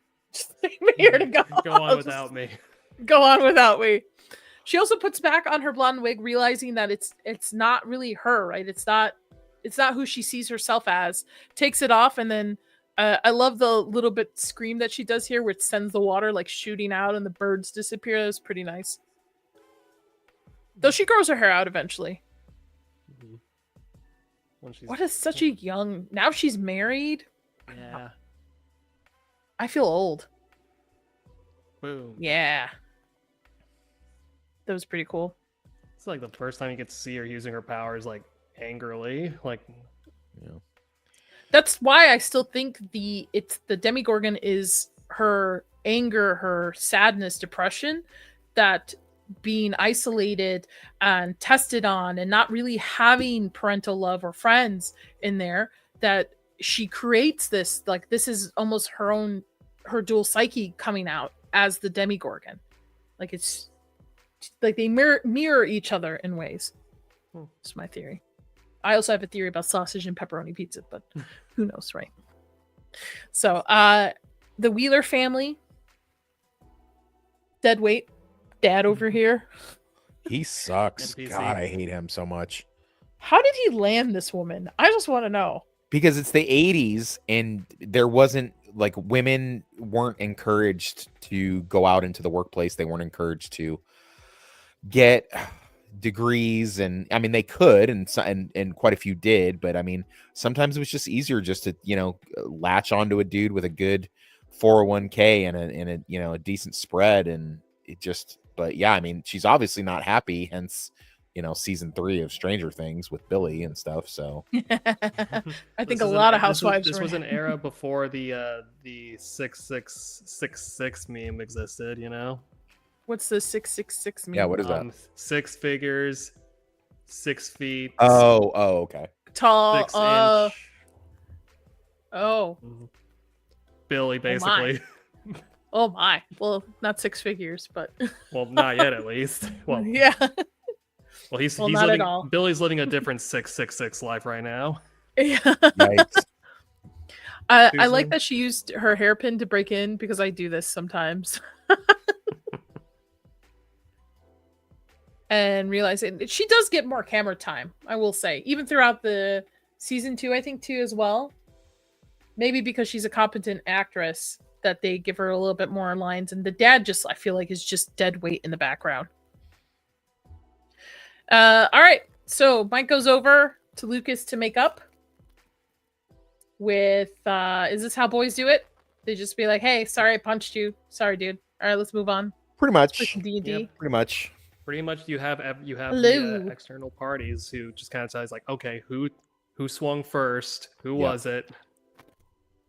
Well, at this point, Mike wants Mike is sorry, but he also wants an apology from Lucas too, who's not willing to do that. So there's still Mhm. stubbornness between the two of them. Well, that's why you get the third party, in this case Dustin, to be in there and be like, no, you do it. Yeah, told you he's the glue that keeps everybody together. The Rock.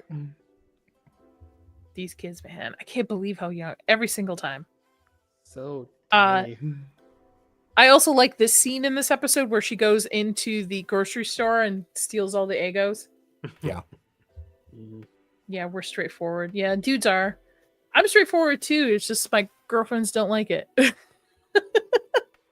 I was raised by my dad though. Like when my parents divorced, my sisters went to live with my mother, and I was raised solely by my father and my grandmother. So I was raised like a boy, like a tomboy in a sense, because my dad is Middle Eastern. We're fresh off the boat, came here, didn't know what to do with fucking raising girls. Like I remember when I asked him for eyeliner, he's like, "Why? Why do you need that?" So, maybe that's why I hang out with guys better. I don't know. The tomboyish, but yeah, I love the scene where she goes in and just takes a bunch of Eggos and then eats them later in the forest, like all boxes. Like if I ate that now, I would have to go to the gym for like 3 hours. I'd have to go to the hospital, get my That's stomach true. pumped. Yeah, shitting bricks for the next 2 weeks with that much Eggo. You know, and again, for being an original series for Netflix and having the budget that, granted, the budgets have increased in the later seasons, the sets and stuff, they look pretty legit. Like I feel I'm back in the 80s. I feel this is like a conspiracy theory kind of lab. It feels all legit. Definitely. Yeah. So they spent their money wisely. Looking at you, Rings of Power. Oh God. No. No. What a good show. Netflix will never have a show like this ever again. I don't think so. I don't think they will either. I think Squid Games was the closest thing to the hype of it. They fucked over the Witcher. Witcher could have been it if they had not fucked it over. I don't see any IP coming to Netflix that could be as fan driven as this is, even to this day. I mean, I know the last season's coming out, but there's pop-up stores, there's a play on thing, like there's money in this. How I long don't before see you that get- with I- any other IPs. The Demogorgon was a playable character in, what was it called? The Dead by Daylight multiplayer game. They made it. Right. They made Demogorgon one of the killers too. And Netflix Bites is coming to Vegas, their restaurant. Mm. So really, how long before we get like Alien Isolation style Stranger Things game? That would be so dope. There's got to be a mod for that somewhere. Yeah, that'd be cool. I'm playing the Quarry right now. Once I'm done with that, I want to play either Until Dawn or Alien Isolation, but I'm so terrified to play Alien Isolation. I feel like I would literally poop my pants. Yeah, you gotta build up to that one. Yeah, like I was watching Niet play it, and I was like, even by watching somebody play it and watching him basically shit his pants, I can't do it myself. Well, so some people in the past would hook up like heartbeat monitors to themselves while they're playing that game. I feel like you would have the best heartbeat monitor for this game. It would be I have it's charging right now, but I have an ultra human ring that tracks my heart rate. Oh my god! That if, would if there was a way to display whatever like it's reading on the screen in real time while you're playing, you would be on top of Alien Isolation World with that. That's a good point. I could probably do that by opening the app on my phone and sharing it as a second screen. Yes. But I would have to have a gaming PC to do that because right now Mm. I'm playing through PlayStation 5. Okay. So I'll wait till I can save up enough to get a gaming PC to play Alien Isolation so I could do that. That'd be kind of fun. Yeah. These Century tanks, I've done a Century tank before. The ones like you float and just hang out. I'm claustrophobic, so I have to have the ones that you can keep like the door open. They're pretty cool. See, if you've got if you're high anxiety and imaginative mind like I am, you're gonna see some weird shit without drugs. Okay. Your mind can really play some tricks on you. Well, they're a fascinating thing. They are. I recommend it. But I don't recommend it if you have my level of anxiety. Unless you want to take a sedative right beforehand. These edibles ain't shit. Oh my goodness. Ah! You want to see a real demigorgon? I just the thought of raw Eggos just doesn't. It's not super appealing to me. It just what did they eat in the lab though? What did they give them there? I don't know. But like, Probably, wouldn't that just be like wet dough, kind of like trying to eat like just wet dough? Well, the Eggo is technically If you completely eat them frozen, though. cooked. So like Eggo's whole thing has always been like you pop it in the toaster and it's ready. So it has been like pre-cooked. It's not like it's just raw, like batter. It's been prepared, but it's been frozen. So if anything, it's actually like whatever like preservatives they put in to keep it good while it's frozen. That would probably wreck you. Oh, that's a good point. I would she's probably eating some of them frozen too, so they're still probably a little tough as well. You know, moist wheat. Thank you, Rachel. Blah. I hate that's one of my trigger words. I hate that word. Moist. You don't like moist? Stop it. No, that is definitely a word that has been ruined in the last couple of years. Well, here she is with her moist Eggos. Yikes. I do love this little bit of effects here with the door slam.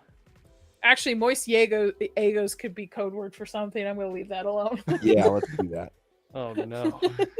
Rachel started it. Does that say a whole turkey is 88 cents? Yeah, about 88 cents a pound. Oh, okay. But and it says 18 pounds and up. So what's 88 cents times 18? I don't know. I was in Florida high school.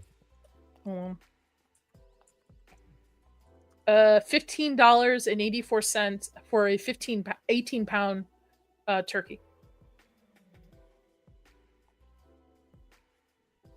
A whole turkey. Simpler times. Thanks, Obama. Thanks a lot of them.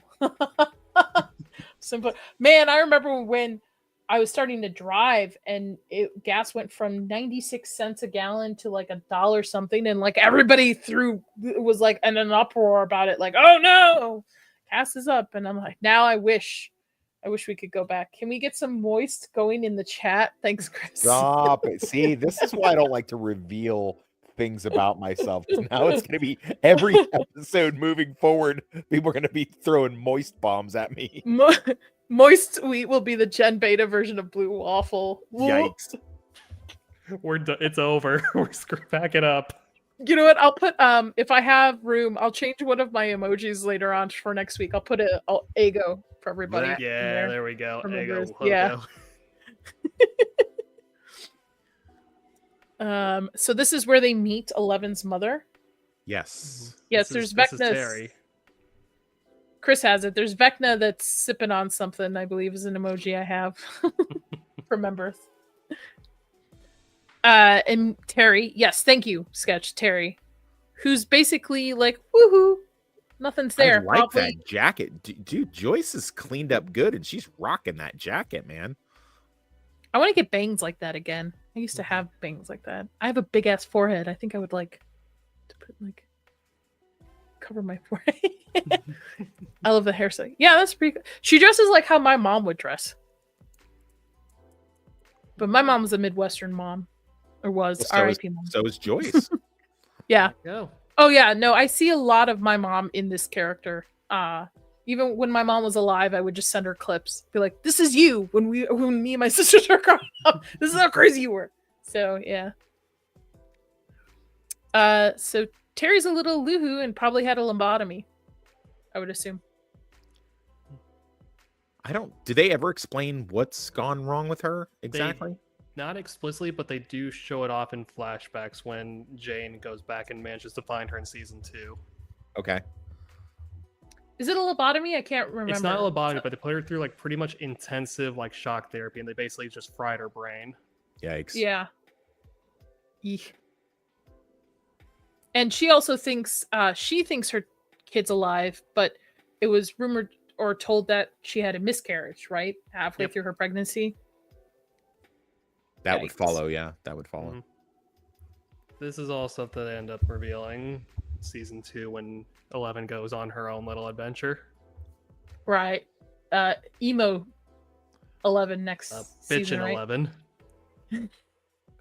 Black Island. That's how I used to be when I hit puberty or close to. Same. All black on black. Oh yeah, same. Mm-hmm. Oh, Black Eyeliner too? Oh yeah, well? big time. Mm-hmm. Made my eyes feel a little moist though. This is the last Lord of Toxicity weakness I will ever reveal. You won't remember, and you'll forget. Get you when you least expect it. Yep. Lucas decides to go on his own, hunting, looking for his friend.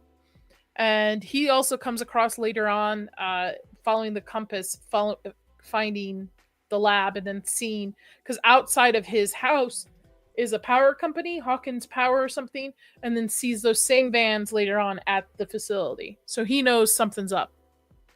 It kind of puts 2 and 2 together for him. This is also where the two of them discuss the fact that Lucas is upset that 11's in Mike's life, because Lucas was his real best friend first best friend, and then 11 came around and he shoved Lucas to the side. Which, by the way, going back and watching episode 1 in the opening, I did not pick up that Mike and Lucas were like best friends. You know what I mean? They all seem like best friends, but to me they kind of teamed up Mike and Will more so in that first episode. But Will's not there. Yeah, but Will's not there. But I'm saying there was never established that Lucas was some kind of like ultimate best friend. Like he was the guy that Will always hung out with. I mean, you know what I mean? Yeah, it's prepubescent boys. It always happens like that. One day you're playing war out in the woods, and the next day you're noticing a chick, and like whoever's the first one to get the crush on a chick is, he kind of abandons the group, and and of course you have to have a guy. Jesus. You have to have one of the characters be kind of that killjoy and be, because if they were all aligned on the same thing, if they were all agreeing, 11 is awesome, if they were all doing that, then there would be no conflict. It wouldn't be good to push the narrative forward. Yeah. Mm-hmm. And then they even go in and they do the whole the two of them fighting over to get the girl's attention in season 2 with Dustin and Lucas over Max. I want to thank everybody who is watching right now. There is a poll over on the YouTube side. Do you wish you had King Steve's hair? 35% of you said yes, which I'm not surprised. 52% of you said no. Boo. Oh, yikes. 13% of you still say you simp for Jonathan. Man. Okay. Yeah. Weird stuff going on in the chat. I'm disappointed. I am too. This is where Terry's sister explains about the fact that Terry had a miscarriage with Jane, who turns out to be 11 down the line. But Terry doesn't believe that. The nursery is still put together, and some things happened, right? We get more in season 2 about it, but yeah. This is also, I think, Joyce also putting together the fact that like Will's disappearance lines up with the fact that Jane, I think it puts puts a seed in their brains that Jane potentially could still be alive, and that's the kid that maybe that Hopper's finding clues about. I think I totally botched that. Anyway, let's move on. No, I think I follow what you're saying. I'm not sure what they think at this point. I think it's more just them still kind of following the breadcrumbs because we have all these different groups. All of the protagonists are kind of off doing their own thing, and it takes them to collectively get together before things really start to gel and make sense. And we're just not there yet. You know, we still got a little bit more to go. Oh Rachel. God, man, I regret. So... Boy, do I regret ever you know what, showing Rachel? a weakness. I want to play a clip for you because that's just so well done. Give me a second. Hold on. Here we Graves. go. The mirror of your dreams. Make believe I'm everywhere. Why did I think you were gonna pull something at somebody was gonna say moist? I don't have that, but if I gotta talk to Vexa because she pulls my clips for me. Fair enough. They're bonding, which is nice. Now they've bonded over traumatic experiences. It's time Which to... I think, I don't think they're okay. Nancy's cool. All right, I admit it. Nancy's cool. I'm Love looking it. forward to till we get to season 4. Yeah. I don't like Nancy and Jonathan together. I agree with that. Yeah. It just doesn't mesh well. Is it because he's ugly, or what's your issue exactly? Because I think they put more into Nancy's development than they do Jonathan's in the next, like season 2, 3, and 4. Oh, that's definitely true. Yeah, that's for sure true. Yeah. So I don't think the chemistry is there as much, and I don't believe the relationship as much. Even though they allude to that there's an issue going on. I think either is it season 4 that she starts to have eyes again for Steve. I think it's alluded to the yes, I do. Yeah. For me, it felt forced. Yep. Poor Toxic. They're gonna just PTSU with the with the words like Barney song victims. Yeah. It's coming. Tomorrow it'll be Vex, and then the next day it'll be Gooch. Oh, wait till I tell her. Oh, Oh, I yeah. know. No doubt. No doubt. It has begun. This is where Steve basically calls Nancy a whore. Yeah. He spray This paints isn't- Nancy the slut. This is not a high point for Steve. And you know, dude, to hell with this. God, I hate his NPC friends, and they're just eating it up. They're just like, oh yeah, this is great. At least they kept a ginger. Right. I mean, this is important just because it shows the character arc that Steve goes through, because he does become contrite after this, and he becomes the Steve that we like, the Steve that your husband really enjoys, you know. But I don't really care for the constant Steve has to get the shit kicked out of him in every season by somebody. Like, I don't know why that's a thing, but it's just, you know, like every season somebody beats the piss out of Steve. You guys didn't hear that, did you? What was it? My husband in the other room going, King Steve! Nice. Based. King I Steve. I agree with you. I think the fact that he, like Hopper, has become the butt of the joke for the next couple of seasons. Yeah. And especially I think in season 2, they didn't really know what to do with him, in a sense.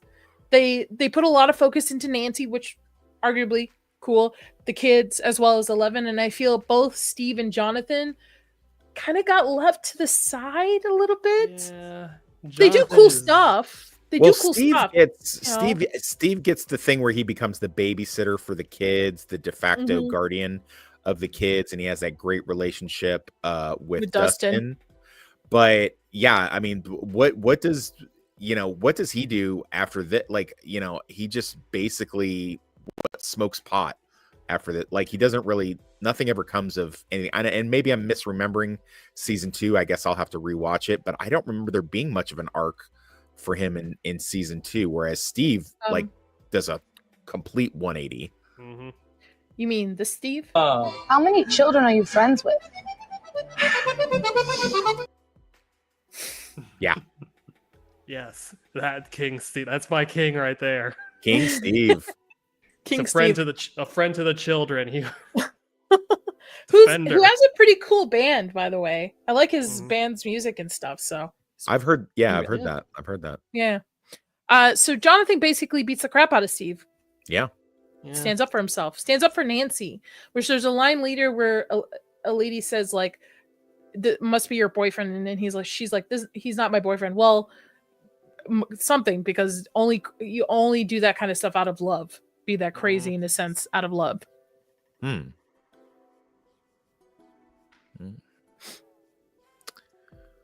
Back to Hopper and Joyce. Terry and yeah. Oh, and this is where they get the call in that Jonathan's been arrested because he hit a cop. Didn't know he was a. Never mind. Sorry, I was gonna say something. Does But it say no, no, no. you want to finish that joke or not? No. I'm good. Here's the line where she goes, hold on, let me put the subtitles on, I think. Only love makes you that crazy, sweetheart. So alluding to the fact that Jonathan has a crush on her. I mean, he does. I don't think you can dispute that. But I mean, listen, people fight for the dumbest of reasons. It's not always because of some girl. I mean, I'm sure that this old biddy probably thinks that's true, and maybe it is in this case. But I mean, he could have still been pissed off about the camera. I would be. Mhm. That's true. And he's stressed out. He's had enough of Steve messing with him and just decided to paste him. But I don't know. Yeah, I guess. Yeah, that's a good point. Yeah, he would be pissed off about. I mean, because their family's pretty poor. It's alluded that they're poor. It's a single income. Dad's probably leeching off as much as he can in certain moments. So that camera is probably not easy for them to replace, since it is established that Jonathan, whatever he works, also brings in for the household instead of just like pocket money for himself or something. And didn't he, from my understanding, the camera was also used as work too? That I don't know. I don't. Maybe I he don't was remember. doing something on the side, some Peter Parker type stuff, and like selling some. But I mean, it was definitely his pride and joy, and it was something that he took a lot of enjoyment out of. And Steve just basically, took his favorite toy from him, in not only an embarrassing way, but just like very cruel kind of way. Lucas climbs a tree and sees these guys, which when Lucas climbed the tree, my back also hurt. I was like, man, zombies ever happen? I'm a goner. Nowhere to go. Hopefully your shooting game is tight. I mean, I lift weights. I just don't run. Well, hope you have enough ammo. Yeah. And then there's this scene too, where the bullies come back. They're pissed about the fact that one of them pissed their pants. And they chase the boys with a knife, which is very Stephen King-ish. Very This Stephen is King. Yeah. it. This is some Stephen King shit. What's the bully in it? You would know, Toxie. Henry Bowers. Yeah. Mhm. Very Henry Bowers. Though Henry Bowers was a worse kind of kid than this kid. I think this kid just wanted to make Oh He's yeah, this guy's nervous. definitely Henry Bowers light. Like he's not anywhere near. Henry Bowers was a psychopath. I love this hook. God made gun power for people who don't jog. Agreed. I love it. There you go. That's Agreed. great. Grab a sword, you'll be fine. Got a couple of those. And then he takes Dustin and he's like, basically, hey, if you don't jump, I'm gonna cut this kid's teeth out. Which, if these are baby teeth, they're going out anyway. Yeah, but that's gum damage. You're not coming back from that. And by the way, this also pointed out to me that Dustin has a big mouth, like physically a big mouth. And Mike jumps for his friend, which, again, very Stephen King. There's always like that one kid who's willing to do basically anything for his friends. Yeah. Even put his life on the line, and he jumps. And I remember seeing this first time and surprised. I'm like, wow, they took him out, and then realizing that 11 had saved him. Yeah. Basically made him float. Mm-hmm. Which is interesting because it's an extension of her power, right? Because we're seeing a little bit of it. We saw the van flip. The van flipping is part of the season. Little things here and there, and I think she's just getting stronger with every time she's had to use her powers. or at Yeah. least better control. Strong emotions trigger it. That's true. They have that whole flashback where I think it's right after this, the final flashback where she opens the gate. It opens because of pure fear. Yep. Is this where she breaks the kid's arm? Hold on. She drops them. Give it a minute. Don't hate me, Netflix. I'm promoting your show, bros. Free exposure. Yeah, free exposure. About a bunch of people who've chatted with us, seen the replays and stuff, like, oh, I should go rewatch that. Mm-hmm. Based. Listen, you want to pay the interns an exposure? We can pay you an exposure too. Yeah. Send me free Stranger Things stuff, please. If anyone feels that like this is ridiculous a little bit, this scenario where this kid is like walking around with like a pocket knife, switchblade, whatever, I can attest to you, as I was these kids' age in the 80s, and there was always some lunatic walking around with either a switchblade or a knife that his dad gave him or something like that, and always looking. I can't believe more kids didn't get stabbed in the 80s with some little psychopath running around with a knife. But there was always that one kid that was doing that shit. Yeah, it's very common in also a lot of 80s movies about kids, right? Too. There's I think that so. one Yeah, weirdo. you see it a lot in the 80s. It's an 80s trope. I mean, kids didn't just walk around with like, AR-15s like they do now, but they definitely there was always kids that have knives back in the day, and there's always that one kid that was just itching to pull it out all the time. Bone cracks. Ooh. Good. I hope that kid remembers next time he picks up a knife to threaten another kid. She'll kill you, you sons of bitches. I can hear Allegedly, this in Dustin's voice. YouTube. Which is a touching moment towards the end where they all hug. Mm-hmm. Oh, here's our flashback. She Where she collapses hears and we the get our demi- final flashback, the episode where...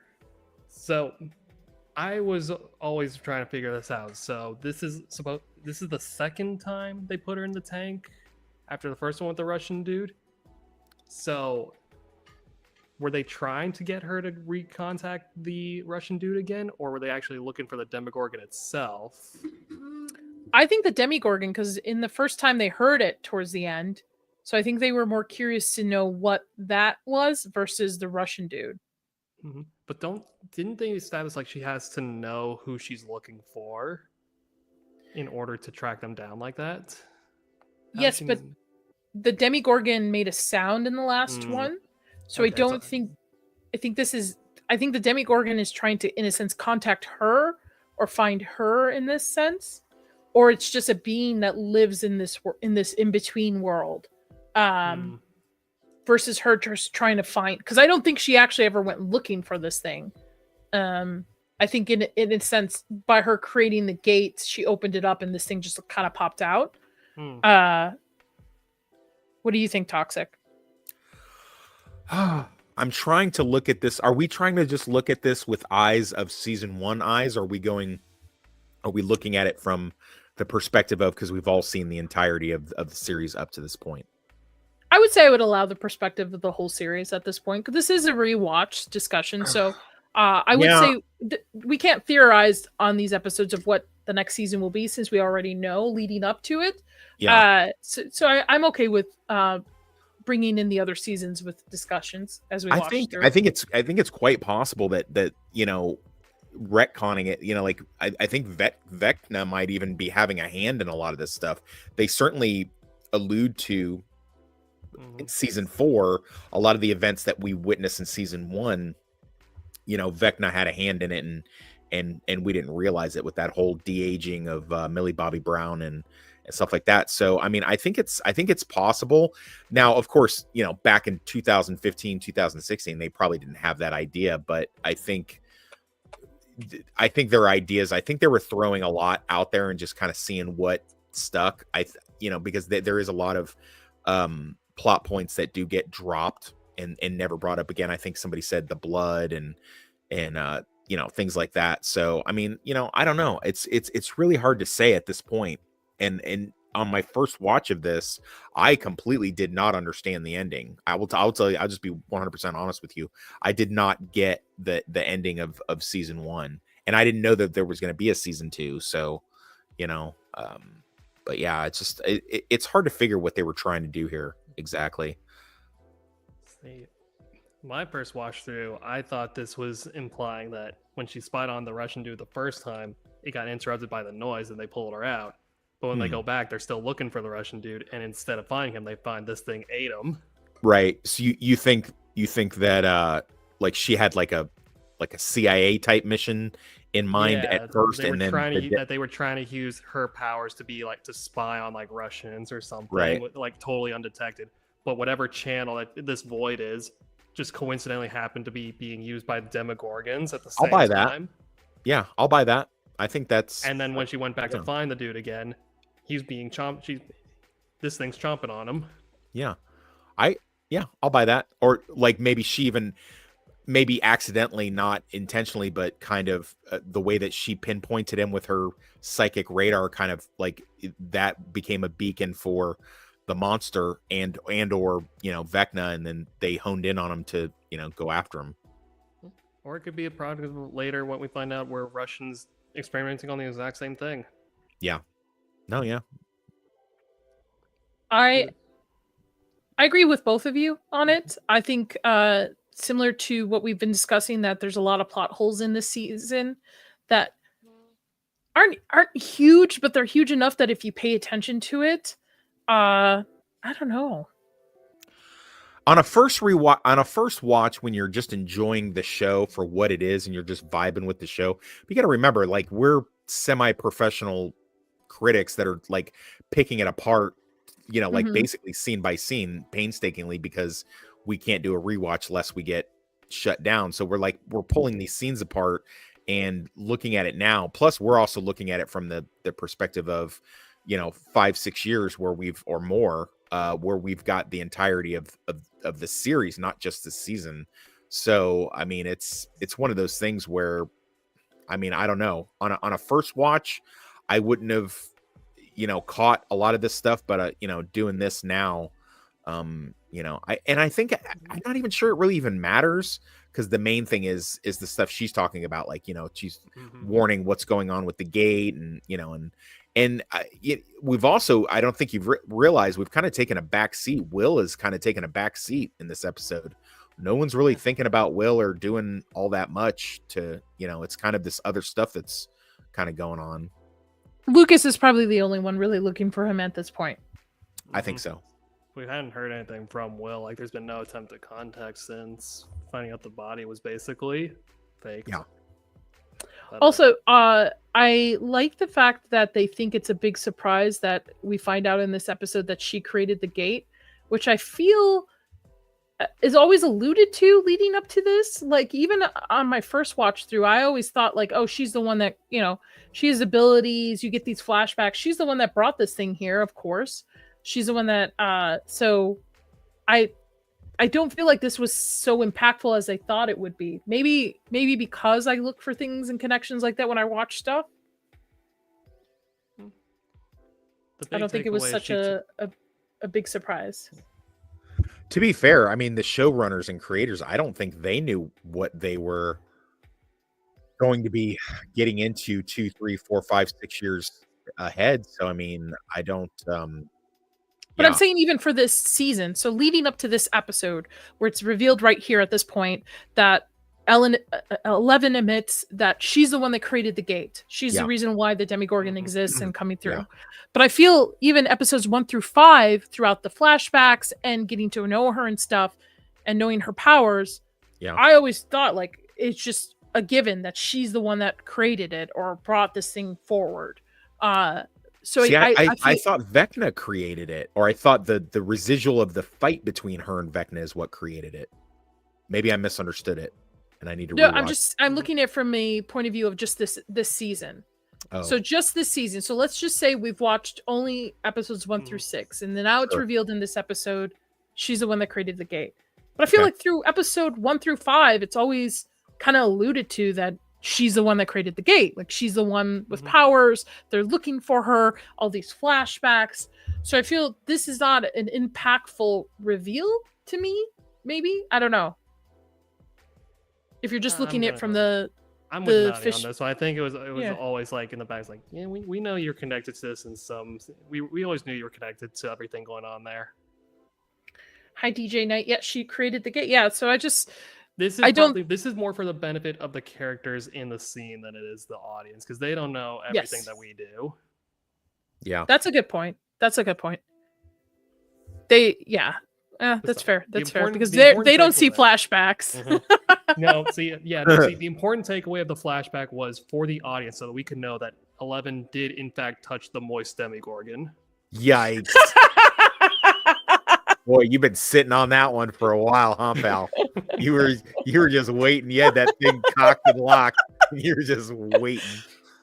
Oh, Ma- such a touching maybe. moment. I was thinking about the flashbacks, and I thought, oh, I remember she touched the Demogorgon. Wait a minute. Blech, blech. The kids It's on the way slimy. home, and the lab guys are all getting ready for this big confrontation, which leads into episode 7 and 8. So that is episode 6, the monster, which reveals that 11's the monster. Not really, in my opinion, not really, but not bad. I like this episode better than 5. Sketch. Final thoughts on the episode. Fantastic episode. Get the payoffs from episode 5. You know, a lot. Introduction of 11's mom, I actually quite like a lot. I think it adds a lot more depth to her character and gives them a lot more to work with later on in like future seasons. It's one of those things maybe they weren't thinking about in the heat of the moment, but it was a great addition that they could end up going to build on later. I like a little some of the banter with the boys trying to like make amends and everything, and I love the setup that we end on going into this penultimate episode. Toxic. I kind of caveat onto that. Yeah, I think it's definitely picking up steam, and I like where we're going with it. I like the Stephen King kind of reference where you have the supernatural element, the main monsters and stuff like that, but it also they make a point to show that there's also human monsters. So you got this little sociopath running around with a knife and doing, you know, creepo crap and things like that. I feel, you know, it's definitely an episode that has velocity, and you can feel and see all of the players being, you know, maneuvered into position for where they need to be for the finale and the penultimate finale. So yeah, I agree with both of you. I give it a pretty solid 7.5 out of 6 out of 10. 6 out of 10. 6. Extra credit. Generous. Extra credit, right? Very, as Zach said before he left, pinnacle moments in this episode leading into the finale arc between episodes 7 and 8. We get, you know, the boys with the quarry where Mike jumps off, gets saved by 11. We get a little bit more information on the labs. We get the flashbacks. We find out, or it's revealed finally to the kids that 11 created it. We get a little touching moments between Jonathan and Nancy. King Steve gets his heart broken, and 11 enjoys some moist waffles. So I think all in all, it's a fairly good episode. That being said, next week we will be talking about the finale of season 1, 7 and 8, episode 7 and 8. So Sketch, until then, what do you have going on? Okay, I am immediately after we're done here, I am going back to editing for Monday. We have an episode on the Brett Cooper show talking about the Department of Education, and then Thursday will be our episode where she discusses Anthony Mackie's comments about what does Captain America represent in the greater picture of it. Very dope. Very cool. Toxic. Sunday I'll be on Lance's channel talking about the Shield.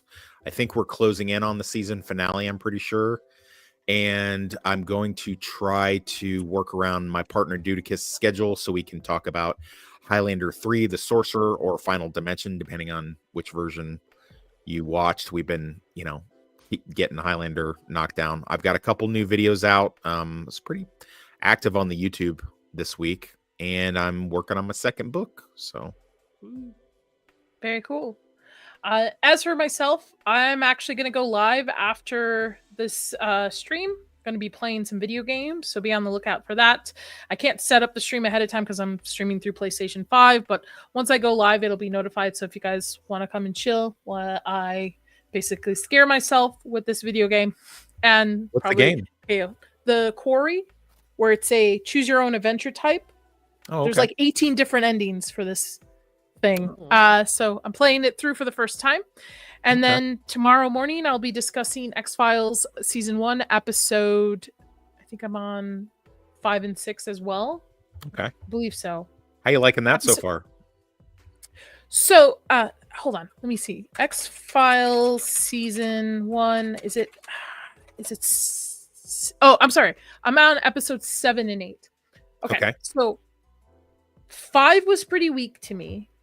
Okay. 7 was pretty weak.